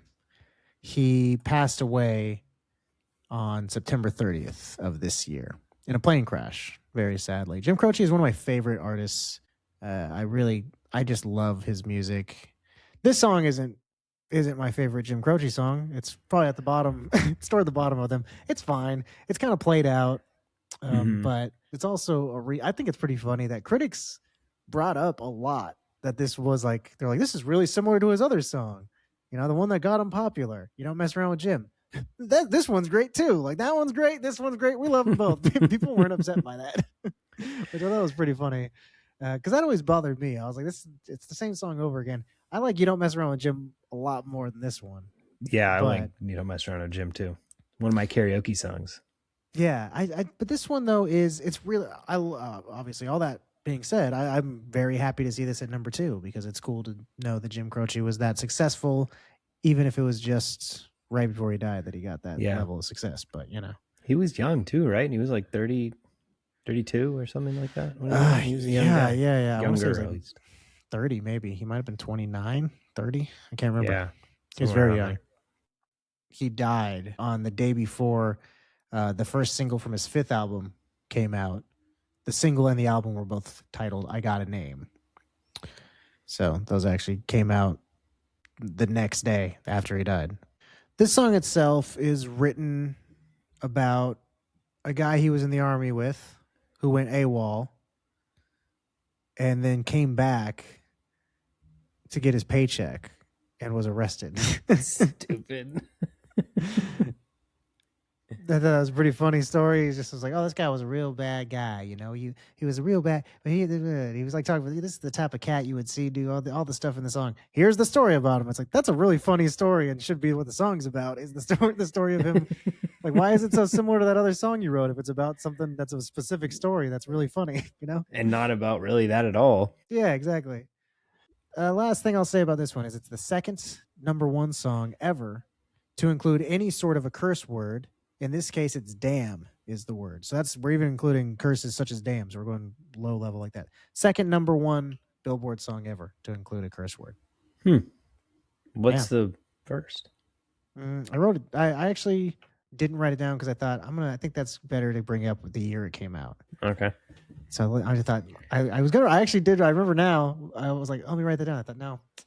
I just won't know. And now it's funny that like I played it. I like knowingly did that to myself and it came true. Like I don't remember what it is. How interesting.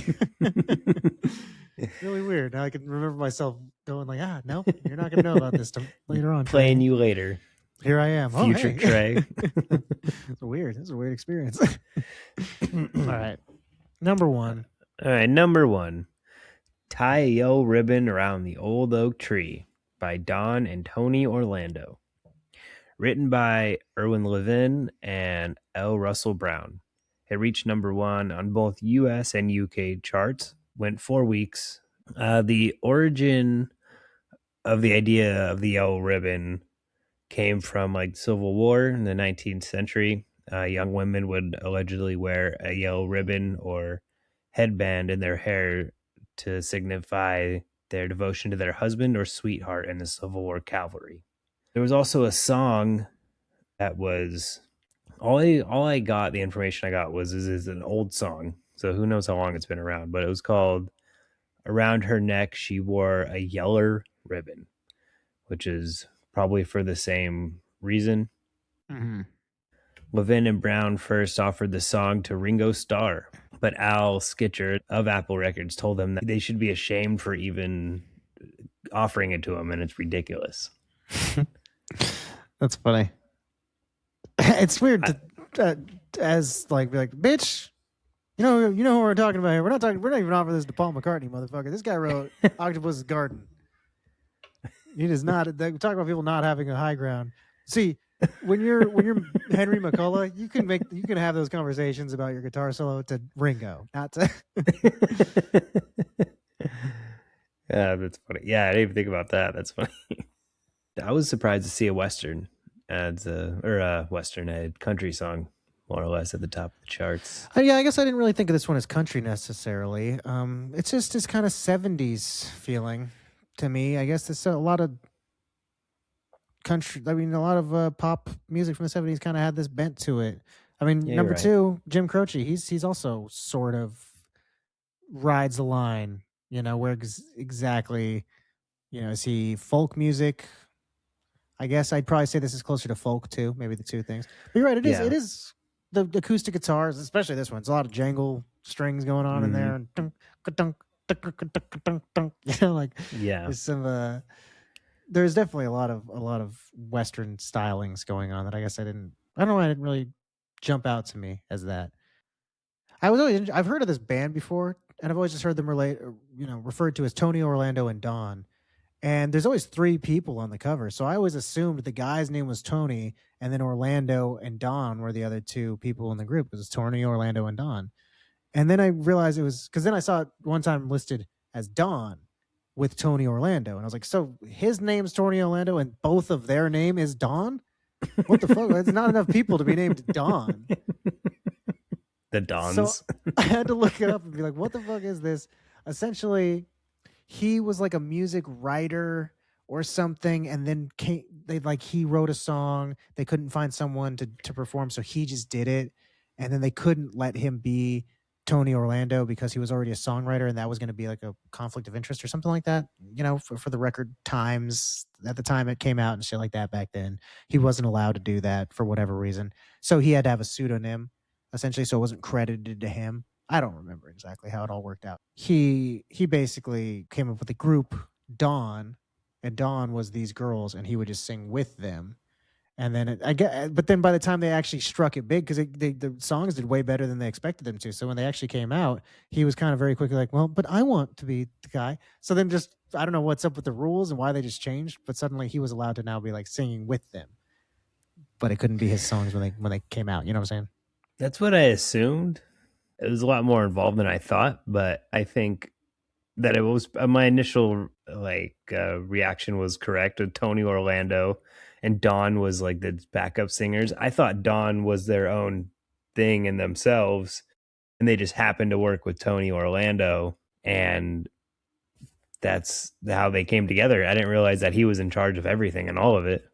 Yeah, and I mean that's kind of how they frame it up, that they're Don, but it's like, yeah, it's all his deal. Weird though, weird situation all around. So yeah, I was curious. Like I said, I've heard of them before, and I was like, I'm finally gonna get to the bottom of this because it doesn't really, and even the actual, I kind of understand. Again, it's like murky, but I get the reasoning behind him having to do it. But the fact that he was allowed to just come out very quickly when they started doing well, and he was like, well, I'm also here now. It's like, well, you should just now have to be in Dawn. Yeah. You don't get to be Tony Orlando now, too. You should just be part of Dawn.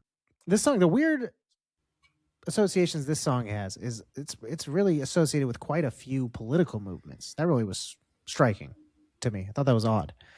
It's associated with the People Power movement in the Philippines, where exiled politician Benigno Aquino Jr. was to be returned, but got assassinated at the airport, which led to a bunch of protests and sparked a regime change. All of that was under the banner of the Yellow Revolution, and this song was kind of like their theme song for the Yellow Revolution. Was the Yellow Ribbon song. It's kind of cool. Yeah, it also was associated with the 444-day-long Iran hostage crisis from November of 1979 to January of 1981. That was like a song that people were, singing this in remembrance of the people that say, like, we're waiting for them to come home, So they were singing this song kind of in reference to those people. So for that year and change that it was about these people being held hostage, it also was associated with that. And then finally, it was used as a theme song to the 2014 Hong Kong protests as well. So it's just been used over the decades. It just gets kind of used as a theme song to a bunch of different revolutions. Thought that was interesting. Crazy. Yeah, it's a weird song to be that. I guess it's already like a war-esque song because of like I described earlier about the cavalry and stuff. So I thought the song, because I've heard this song before in my life. I'm not like a fan of it, so I don't really remember it or whatever, but I know it. And I guess I always thought it was about coming home from war, because that's what we use yellow ribbons for and stuff like that. Because like when we were kids, they used to do that for the Iraq War and stuff like that too. Mm-hmm. We use yellow ribbons. So it's always been war associated. But the song is about him coming home from prison. So I didn't realize that until I listened to it. I was like, oh shit, he's coming home from jail. That was surprising to me, Yeah. So it's weird that it became. I mean, I get it why it would become a part, associated with these other things, but really shocked me that this song was as popular as it was. To be honest with you, I didn't quite understand its popularity because the rest of the songs weren't exactly like this. This was way, way more rudimentary and kind of old timey feeling than the rest of the songs, other than Jim Croce, I guess. Especially this song is also a pretty folksy one from Croce. So Maybe it was the nostalgia of it. Harkening back, people like to do that. yeah, yeah. I mean, actually, looking across the top 5 songs, as well as across everything that came out this year, especially throughout the Billboard 100, though, which you can see on our playlists if you follow along on Spotify. We got a link to this in our Instagram bio. First 50 songs on this playlist are all from the top 100, and then everything after that all just came out the rest of the year. But if you look through this, one of the recurring themes is story based songs. Like Tie a Yellow Ribbons, this kind of story about him getting out and going and seeing his loved one. Bad Leroy Brown's a story about Leroy Brown. And Killing Me Softly is a story about her going to see this musician and stuff like that, Yeah. Yeah, I think that it makes a different connection to a song when you tell a story. I think that's why Johnny Cash is so popular. It's not like he's the greatest singer in the world, but Yeah. he's good at telling stories. Well, you got anything else off the top, the Billboard charts? First off, I guess let's get into that. See what anything off the Billboard charts that you wanted to mention. There's a lot of great stuff. This was one of my favorite years for music, I think, so far. That's what I was going to say. This has to be my favorite year, hands down. I guess we'll just start at the top 10. We talked about there being a lot of Western and I was gonna say off top, we talked a lot about Jesus songs and Jesus. Yeah. Number 6, Why Me? That's a pretty religious song from Chris Christopherson.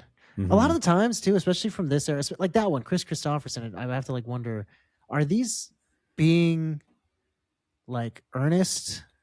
Are they actually being like, oh, I'm professing my love for Jesus in an actual way, or are they being like tongue in cheek about it? Like Chris Christopherson is like he sings a lot about, drinking and sinful ways. So, and people, Western type guys do believe in Christ and things like that a lot. It seems like that's a lot of their other stuff. Is Chris Christopherson actually meaning these things? Lord help me, Jesus, or is he just saying like, man, really, I am I'm more playing into the fact that I'm a dirtbag. Man, I don't know. I guess you never really would know, but I'd like to think it was genuine, especially because there's so many other people coming out with songs like that at this time. If it was just this one, maybe I would think that. But a lot of these songs seem to be pretty popular. He also could be bandwagon, playing along with that trope and, using it to his advantage. True, too. I'm not sure. Yeah, I don't know. Elton John, number 7 at Crocodile Rock. I think that's hilarious. Another story song. Yeah. We'll Go Around in Circles by Billy Preston. Billy Preston, more Beatles connection. He's one of the guys that people sometimes describe as the 5th Beatle. I've never heard that before, actually. He played piano on Get Back, as well as a couple songs on Abbey Road that escape me at the moment. But he played piano on a couple of their songs. He was the one during Abbey Road. John Lennon wanted to make him a Beatle for real. And then Paul was like, this is already hard enough to come to any sort of decision with the 4 of us, And then they ended up breaking up anyway. So didn't matter. But well, I'm glad Billy went out on his own and did his own thing. Yeah, he had a really strong career despite not being well known as on his own. So it's kind of cool to me. I didn't realize that. I've heard the song before, but I didn't know that he went, he finished in the top 10 for the year for it. So that's pretty cool. Yeah, good for him. Number 9 is one of my favorite songs ever. You're So Vain. It's got to be like one of my top 10 favorite songs. It's a great song. Great album cover. I don't know why I like it so much. It's a good one. It could be, who knows? And it really, one of the few songs that are on this list from the Billboard charts that I don't really like very much, or didn't know at least, like that I don't like a lot, was number 10 by Diana Ross, Touch Me in the Morning. I hadn't heard it before. It was fine. I didn't really have much of an opinion about it, but it was the one I was like, everything else on this list is great. That one I didn't really care for. Yeah, I didn't understand why it was so popular, but There are extremely popular songs on this one. One that rang a little close to me was Delta Dawn. My dad always sang that song when we were walking around I the like house. that one.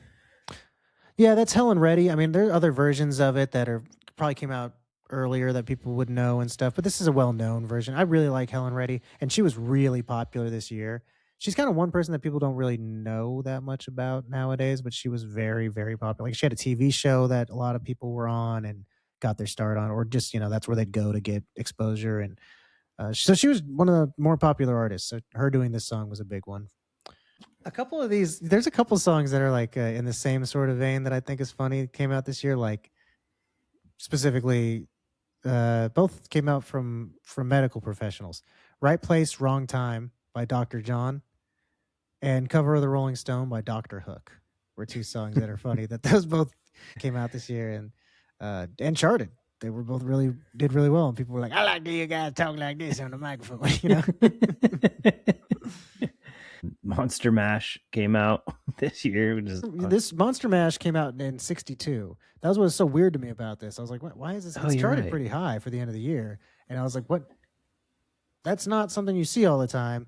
Randomly, there was a reissue of this song in '70 and '73. And this year it just charted super high for no reason. It didn't do this well in the '60s. It did insanely well. In 1970, it did pretty well. It charted and hit number one for 3 weeks. Then in 1973, it didn't hit number one. It charted for 3 weeks. In '73, it charted for 37 weeks for no reason. It just charted. Damn. For all year. For like, why is it charting all year? There's one month that matters. And because of that, the 3 weeks initially, Casey Kasem reported on TV. He was saying that it was the record breaker. The 40 weeks it had been on the charts was an all-time record. And then they found out later they were combining the 1970 version and the 1973 version, which for some reason were different versions of the song, even though it was the same song being released. But I just found that super, super interesting.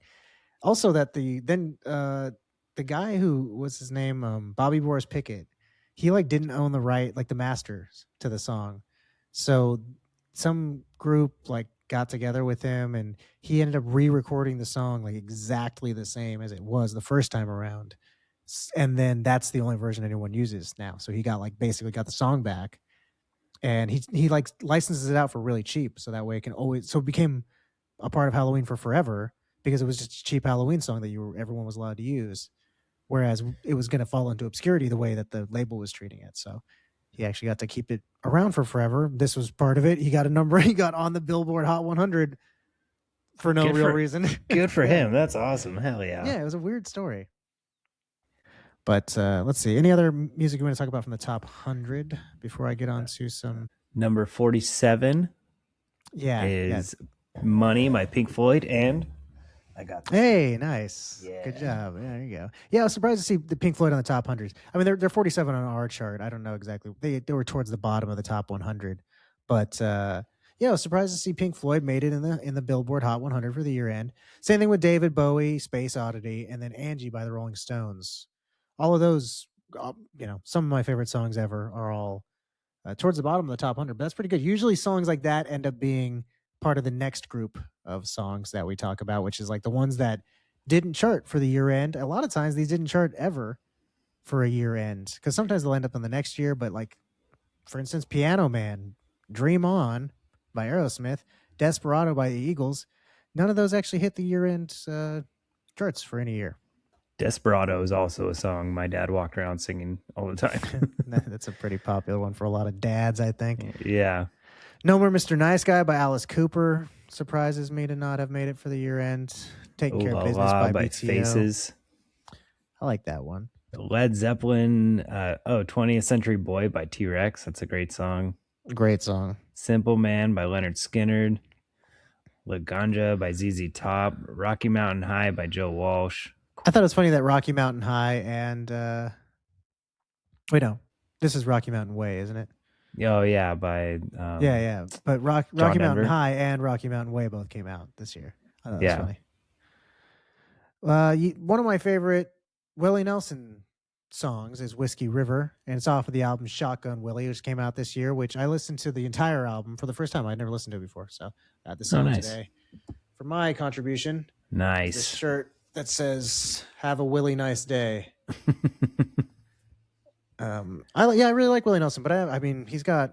I was looking it up. He has 111 albums, so I haven't Jeez. listened to too many of them all the way through. So I had to put one of them on. So I got through this one today. A lot of country on this. Jimmy Buffett, and Dolly Parton.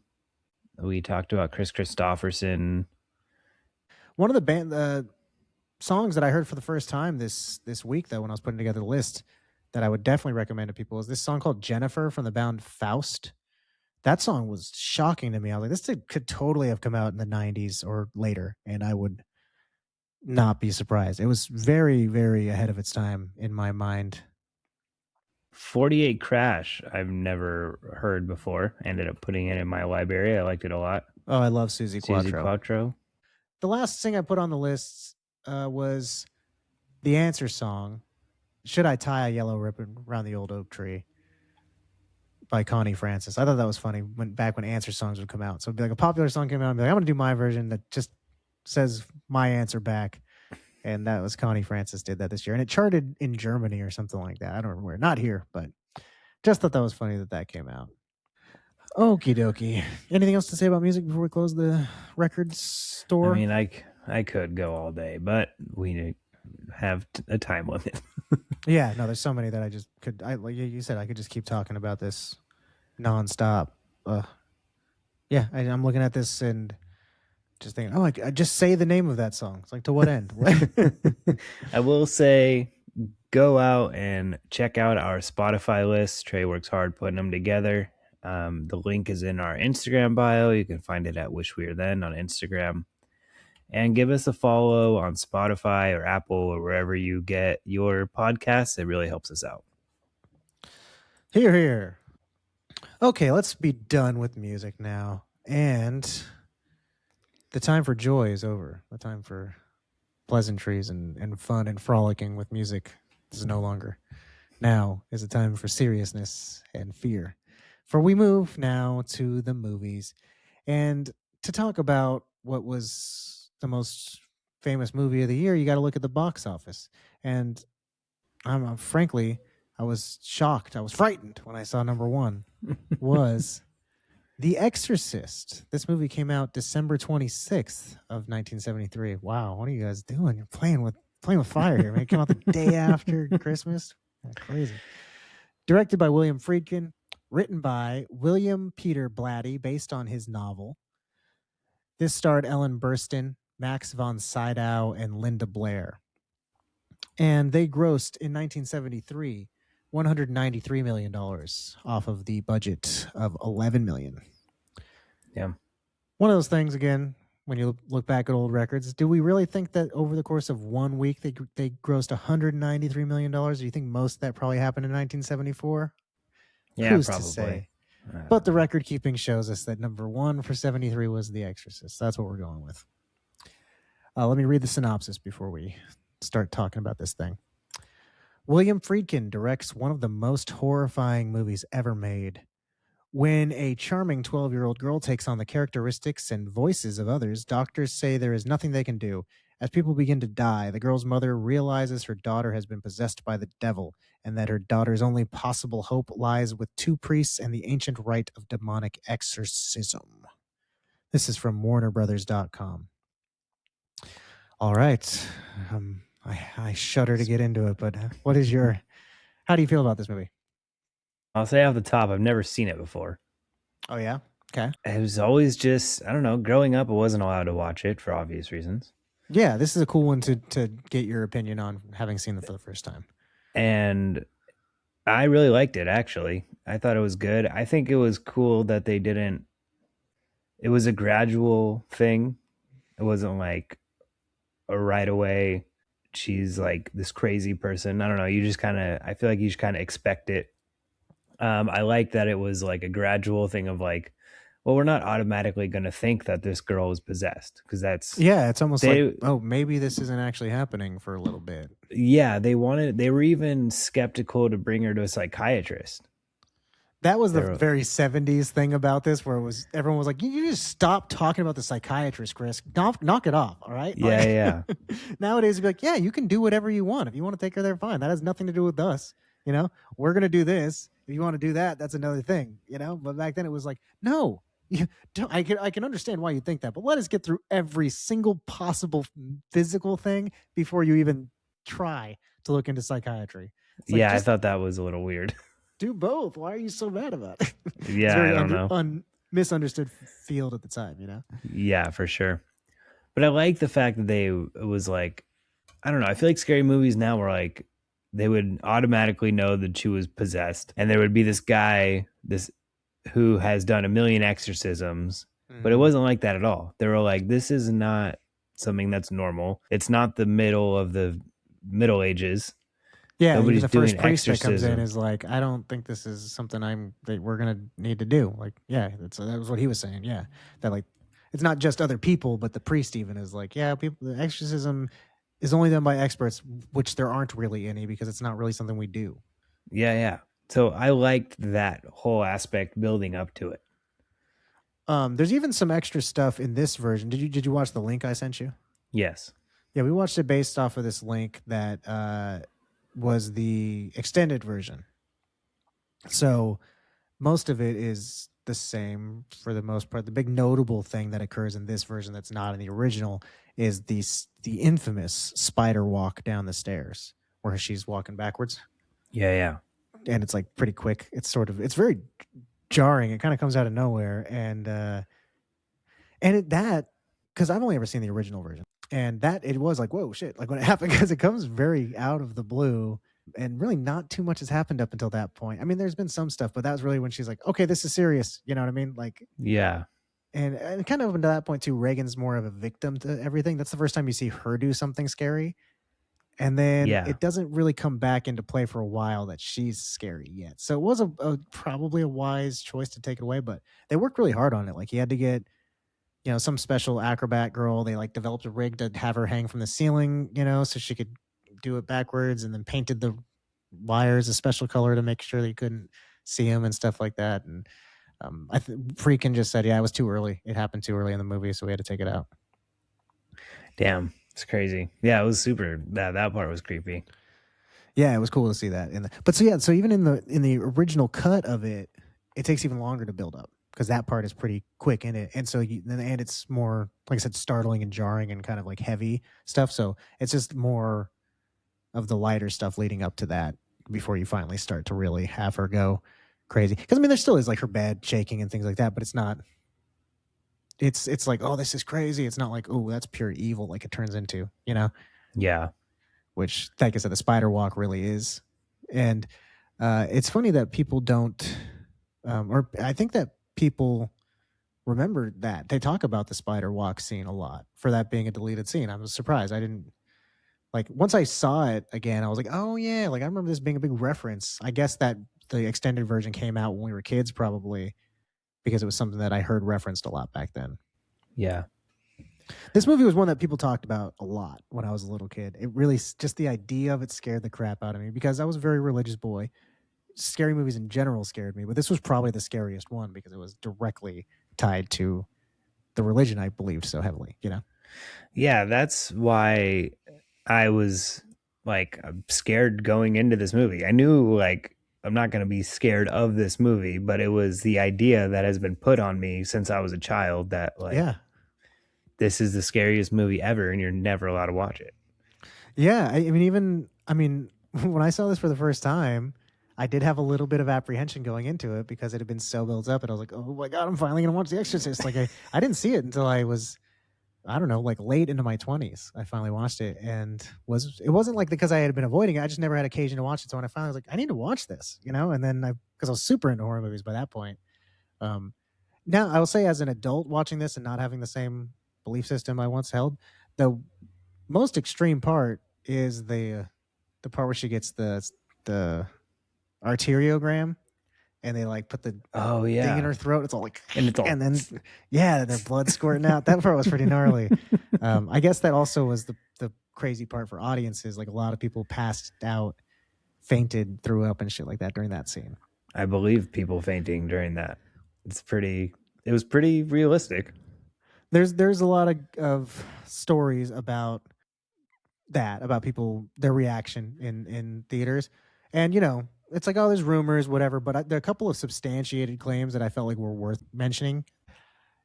Ellen Burstyn, one of the stars of the film, she saw the film while she was in Tucson. She was there filming something else, and it was playing, so she went in and saw it. And when that scene came up, a woman in the theater got like woozy and stood up and started like stumbling out of the theater. So she got up and followed her out, and then she passed out like in the lobby. And she went to go run to help her, and like she was kind of like making sure she was okay. And then suddenly it struck her, like, if she wakes up, if she's disoriented, and I'm the one holding her, it's probably going to make her way more frightened than she was a second ago.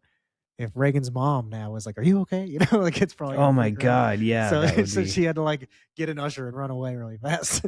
But so that was confirmed, at least as far as it came from Ellen Burstyn, so we know that that scene made somebody faint. And then another time, this didn't say which scene caused it, but an audience member fainted and fell down and smacked their face into the chair in front of them and broke their jaw. Oh crap. And they sued Warner Brothers, and they actually ended up settling out of court for an undisclosed amount. That's Dang. insane. Like, that Warner Brothers couldn't just be like, no, you stay home if you're too afraid to see movies. We didn't do anything wrong. We don't owe you money, but they paid them. That's crazy. I have a question. How did the priest die? I can't. Now it's escaping me. He just came in and he was like, because he goes into the bathroom, the older priest, and he's like, looks like he's already like having heart problems or something. He like Uh-huh. takes these pills, and then he goes and meets the other priest in there and like takes him out because he's getting mad about his mom. Like Mhm. so the younger priest leaves, and then he goes back in afterwards, and the priest is dead, and the girl's just on the bed like laughing about it. But it doesn't look like he was like neck broken. Yeah, I mean, it could be one of a couple things, because it could be physical. There's the chance of that. There are a lot of things happen that are her doing it, like, physically. Also, there could just be like the spiritual battle takes its toll on him or something, like, because they said when they're talking about the exorcism he performed beforehand, like in reference to like why he's the right guy for the job. It's like, oh, remember the exorcism in whatever place? And he's like, yeah, it almost killed him. So I think Oh that there yeah. maybe is just something about taking its toll on you, like on your spirit. And the fact that he's done one of these before, somewhat recently, who knows how recent, but like the fact that he's done one that was that arduous, and now this one's clearly maybe the worst one on record. Who knows? I don't think they're all this bad. So, Yeah. uh, if they were, the church would have been much more quick to be like, let's get someone there now. So, I think was just like the most extreme religious battle he ever faced. That's what I kind of took it as. Like, it just wore him out physically. That But makes sense. again, there is, uh, it's like supposed to be that Reagan pushed the producer out of the window. It's not like he just flew out from some magical The priest? force. No, in the beginning, the producer. Oh yeah, no, I knew that part that he was So that there's she like killed him. actual, yeah. So there's actual, like, she actually does physically kill people too. So it could just be that she did bash him over the head and we just don't see the injury. Yeah. And I have started the book in the past. I don't remember exactly. I'm like halfway through, so it was hard. It was weird watching it and thinking, because I've read it more recently than I've seen it. So it was weird to think like, okay, this part is different. This part's the same, and then I don't know any of this. The whole end of it, I didn't know, like what happens initially. But Yeah. it's the same guy who wrote the book who worked on the screenplay. This movie's the first horror movie that ever got nominated for Best Picture at the Academy Awards. So that's a huge deal. And at the Oscars, it did win Best Adapted Screenplay as well as Best Sound, which their sound work was unusual for the time, and I guess in general. They like try to do everything manually as much as they could. Like, so like just like filmed bees buzzing and stuff like that. Like her neck spinning around was like using a wallet, like ringing a Okay. leather wallet or something like that. So they just went for like as many, which, I mean, that's Foley work, but like they just did like ambient noises. Like I said, the bees buzzing were just kind of like changed and pitched and stuff and worked into the background. And so like their sound work was unusual. They just used real tones that would be upsetting and kind of worked them into certain spaces. And that ended up winning him an Oscar. So that was cool. The white face demon, Pazuzu, as you find out in the book, it is named Pazuzu, and then in the sequels, I guess it's also named, but they don't name it in this movie, which I never realized. The face, though, that you see that flashes on screen every once in a while, Captain Howdy, too, you could call it. That actually, the white face is a like a rejected makeup test for Reagan. Like that's the face of the makeup artist or Reagan stand-in. I can't remember whose face it is in the actually in the finished product, but this was going to possibly be what she looked like when she was possessed, and they ended up going with like her physically looking beat up and stuff, which obviously way better choice than her looking like a scary demon. You know, Yeah. she looks chilling. Despite seeing this as an adult and not really being scared of these sorts of things the way I used to, it still is a pretty heavy movie. It is a really heavy movie. The Like whole way it's set up and everything too is very heavy. it just goes places that movies typically don't, especially with a kid. That really throws a lot of people off. Like Yeah. people are usually very sensitive to that. Her like with the crucifix, you know, Yeah. jabbing herself. That's gnarly to do that. To like rub her mom's face in it. Yeah, wild. The scene where she's screaming like "Mother, help me!" She's like slamming all over the bed, and you're like, man, I feel bad for her. She seems like she's really, really freaked out. She really needs her mom. You know, part of the reason why she seems so genuine there is because she actually was in real pain. That like the mechanism that was supposed to be knocking around the bed kind of malfunctioned and ended up causing her permanent back injury. Oh shit. Yeah, so at a certain point, she like was at one point they finally stopped it because she yelled, "It's real!" And like they realized, like, oh shit, she's actually in pain. And they thought, which would have actually seemed like an ad lib for the movie. They thought she was yelling "Will," like for the director, Will Friedkin. So like that's finally why they stopped it. But yeah, it was like so that sucks. Also, Ellen Bernstein suffered a back injury of her own, another permanent back injury, when she was thrown to the ground by Reagan like an hour and 15 minutes into it or so. They're like arguing with each other and she throws her to the ground. And it's like there's like, you know, a rope or whatever pulley system that she was yanked with. And on the first take, the director didn't think it looked convincing enough. And so he had them do it again. And she told them, like, well, don't yank me any harder than that. We'll just try to see if it looks better the second time around. But I think that's as hard as we're going to do it. But he went behind her back and told them to yank her harder. And so then she and it's like, ooh, when I saw it, you could just see that was the one that I while I was watching, I was like, ooh, that's you can tell that's where she fucked her back up because I'd heard that before. But yeah, while I was watching it, I thought, dude, yeah, I just know the look of that yank, you know, like fuck, I have a back injury now, and when I watch movies, I just all the time. First of all, I'm jealous when I see someone just fall to the ground for like a roll, and I'm like, God, I'd kill to just be. I could barely lay down, just be able to jump on the ground's wild, but when I saw that one, I just saw the way she was yanked. I was like, oh, fuck, man, I felt that. It turns out she did now for the rest of her life as well. And that's debilitating. It sucks so bad to get a back injury like that. There was a lot of kind of behind the scenes drama on this one. People, you know, have said it's cursed because of its subject matter. Things like a lot of different deaths connected with it, like, but some of it was like, oh, this person's grandma died. Like, yeah, I don't know, people's grandmas die, and like this person's wife murdered somebody like a couple of years later. I'm like, that's, you know, things happen to people after the movies are over. But during the shoot, for sure, we had things like a 6-week delay due to a fire, which burned down all of the sets except for Reagan's bedroom, which is a little eerie. That was on a different floor than the rest of them, but still, hers was the only one that left untouched by the flames. The insurance company determined the cause to be a pigeon flying into a circuit box. But that was it. They actually didn't like get a very satisfying answer as to what caused it. One thing that just was like like this shitty to work on this movie was that William Friedkin would just fire a gun randomly to like startle the actors to keep them on their toes and stuff like that. Like, in case it's not scary enough. Yeah, this whole thing sucks. Like you're already miserable and he's gonna fire a gun. Another reason why you're miserable is because the sets were refrigerated at the end, like for the bedroom scene, so your breath could be seen. So they actually brought in.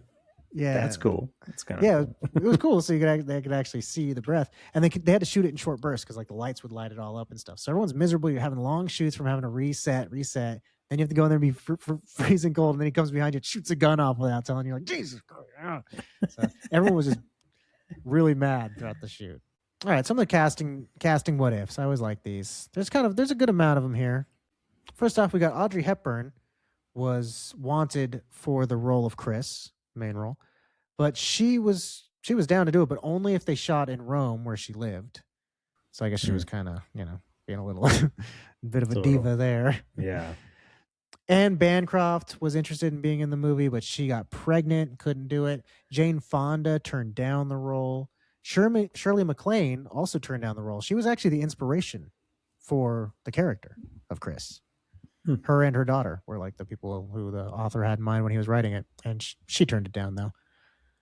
As far as Father Karras, you have Jack Nicholson was one of the people in consideration, but the producers or the director, I don't remember who said, like, that guy could never actually be holy, so he's never going to pass as a priest. That's basically what they came across as.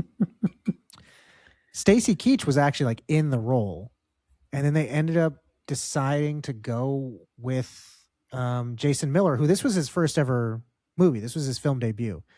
Friedkin decided he had to have Jason Miller. So when he did that, he had to like fire Keach, essentially pay out his contract and things like that. But then he ended up working together a lot with Jason Miller as well as Friedkin in the future. So like they developed a relationship working together, which I thought was cool. I would have been pretty mad if I was Stacy Keach, though, to be like cast in the role and then be taken out, Yeah. So at least he got some work out of it. It's like you're not in The Exorcist, Blatty, the author and writer of the movie, he actually offered to give up his salary for the film to play Karras because he based the role on himself. And the movie studio wanted Marlon Brando to play either one of the priest parts, but he didn't feel like doing it. This is when he was starting to not be as prominent in movies as he used to be. Jamie Lee Curtis says that her mom got a call asking if she could audition for the role of Reagan. Friedkin denies that this happened, but who knows who's right. Denise Nickerson, who plays Violet Beauregard in the old Willy Wonka and the Chocolate Factory movie, she was in consideration for the role, but her parents pulled her out when they like read the scripts and stuff. And then the most interesting one actually probably is that Carrie Fisher and Debbie Reynolds were in pretty serious consideration for the roles. And I was like, why didn't you do that? That would have been interesting to have it be an actual mom and daughter. Yeah. Probably would have brought a lot to the performances. Not that this wasn't great the way it was. I just thought that could have been a wildly interesting casting. There was another little casting thing. It's related to this. Is that the voice of Reagan when she's actually possessed was kind of a point of contention because Linda Blair got nominated for an Oscar, but the Academy was under the impression that she was the one giving all the lines. But when she's actually possessed, it's a different actress. Most people didn't know that because she actually they did shoot it with her doing it, and they just didn't they tried to alter it digitally and have her do some stuff, and they just ended up not liking it. So they ended up casting someone else who was Mercedes McCambridge is the one who actually played the voice. And she ate raw eggs and chain smoked to like scratch up her voice and make it husky and stuff, She also do raw eggs do that? I guess she like eating the coating the of it. shells? What is she doing? I think like eating the make you all coated and gross. So, all like phlegmy. Yeah. She also insisted on drinking whiskey to alter her voice, make it raspy or all that, but also to like change her state of mind, put her in kind of an altered woozy state to deliver her lines. So be drunk, essentially. Yeah. All of that despite being a recovering alcoholic. So it kind of seems like she needed an excuse to get back on that wagon. Yeah. She's like, do really well for this part. Yeah, I need to be drunk. Also, this is wildly disturbing, all of this. Like, ew, why are you eating eggs? You want to drink whiskey and you're recovering alcoholic? That doesn't sound like the best idea. She also was bound to a chair during her performance, like make it feel more Did she want struggling. It said she was directed by Friedkin, so I don't know if this was her. He said that the lengths she went to for this were troubling to him. So I don't know if she insisted on it, and so he just was like, I have to be there and make sure it was above board. Or if he insisted on it and was like, I don't like that we're doing this after the fact. But it kind of seemed like she insisted on it, and he was just like, I got to be there and supervise, Weird. Yeah, it was pretty weird. All right, but let's see. How are we going to rank this one? How many cans of split pea soup out of a total of 1,973 are you going to give The Exorcist? I'm going to say 1,701 cans of pea soup. It's very good. I am going to give this one 1,801 cans of split pea soup. I thought this was very good. It's very, very, I think it's, it definitely is one of the better horror movies in general. Not necessarily one of the scarier ones, but one of the better made ones. I agree. Great with movie. That. Mm-hmm. Let's get through some of these other movies real quick before we round out the show. Let's say on the opposite end of the spectrum from you have The Exorcist, a couple of religious themed, sort of revisionist religious musicals that came out. Jesus Christ Superstar as well as Godspell both hit theaters this year. So people were very preoccupied with Jesus because you had those two. And then also I forgot to mention on the charts, I just might as well say it, there was the song I Knew Jesus Before He Was a Star. And I kind of felt like that must be in a response to Jesus Christ Superstar. It was a song by Glenn Campbell that was on the charts. Also kind of religious sort of feeling. I mean, different religions, just not Jesus exactly. The Holy Mountain and Lost Horizon came out. Holy Mountain is one I've always wanted to see. It looks really weird. Lost Horizon I watched for the first time this week. It's a musical remake of a movie from the 30s about a plane that crashes in the Himalayas and they take them to Shangri-La. And it's an interesting enough story, I guess, but this was pretty boring.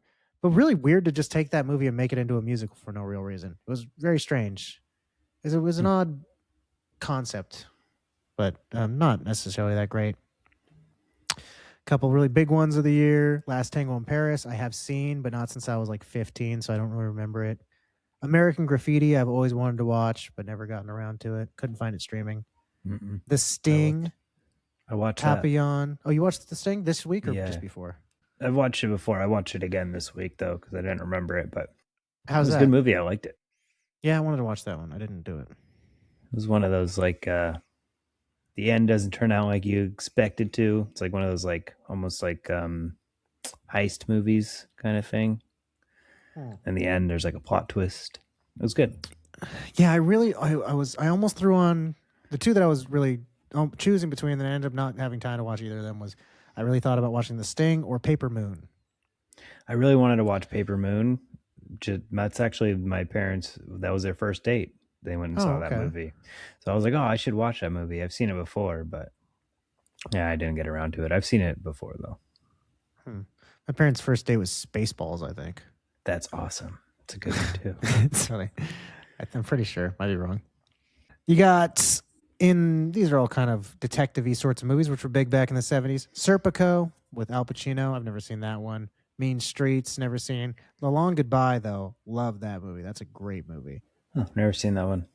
Stars Dana Gould. He plays like Ross and Monica's dad from Friends. Yeah. But like that's where a lot of modern audiences know him from. He's pretty funny, but he plays like a detective in it, like a private eye. I feel like we've mentioned it before on the show, but it's a really cool movie. More Paul McCartney related news. We have Live and Let Die, which is like the theme song to that movie is exactly my feelings about Paul McCartney. Where the theme song's dope. Like it's pretty cool, and then it gets to that one goofy ass part in the middle where it's like, take that out of here, get that away. It's stupid. Yeah. It's like, what does it matter to you? Got a job to do. Can you imagine James Bond slinking around a hallway with that goofy shit playing in the background? Right. Wait, add that to this song, dude. It's stupid. And every one of his songs has some dumb stuff like that. Enter the Dragon. Have you seen that one? Bruce Lee. No, I haven't. I wanted to watch it. I didn't. It's a good one. Coffee and Black Mama, White Mama both star Pam Grier. I love her blaxploitation movies from this era, and those are her two best. I really, really love those. The two I really, really wanted to watch and didn't get to see the most for the week were Soylent Green and Westworld. Soylent Green I've always wanted to see. It's pretty famous. I won't spoil it if you don't know what it's about, but like I don't know what it's about now. Oh, then I won't. You should check it out. I envy you. It's one of those movies that like everybody knows the twist of. So if you don't know the twist, then Like you don't know what Soylent Green is, so if you don't know that, then you gotta check out this movie. Okay, I will. I'll write it down. Westworld, they've remade into that TV show, which people really liked that TV show. So when I found out the TV show, which I've never seen, was based on a movie that I'd never heard of, I was like, I gotta watch that movie. So then I go watch the TV show. I've never seen either. Yeah, me neither. In the 10 years since that show came out, I never made it around to doing either things. One movie I did watch was The Last Detail. With What's that? Jack Nicholson, Randy Quaid, and Otis Young. Randy Quaid is like a young Navy like officer, or not officer, but he's in the Navy, and he ends up stealing like $40 out of a polio fund, and one of the top brass's wife was like in charge of that polio fund, so he got like 8 years for it. Oh, And then Jack Nicholson and Otis Young are the two guards that have to escort him to his jail, to prison, and they have like this 5-day trip all the way up the coast to New York, and this is about them like showing him a good time before he has to go to jail. It's a pretty good movie. That's cool. It's really weird subject for there to be a movie about. What was it called? The Last Detail. Let me check that out. A couple of horror movies that came out this year: The Crazies, Don't Look Now, Torso, but probably the best one is The Wicker Man. That movie's really good. I've heard of that one before. There's a sequel with, or not a sequel. There's a remake with Nick Cage. He's like, not the bees, the bees. That one was pretty famous for being bad.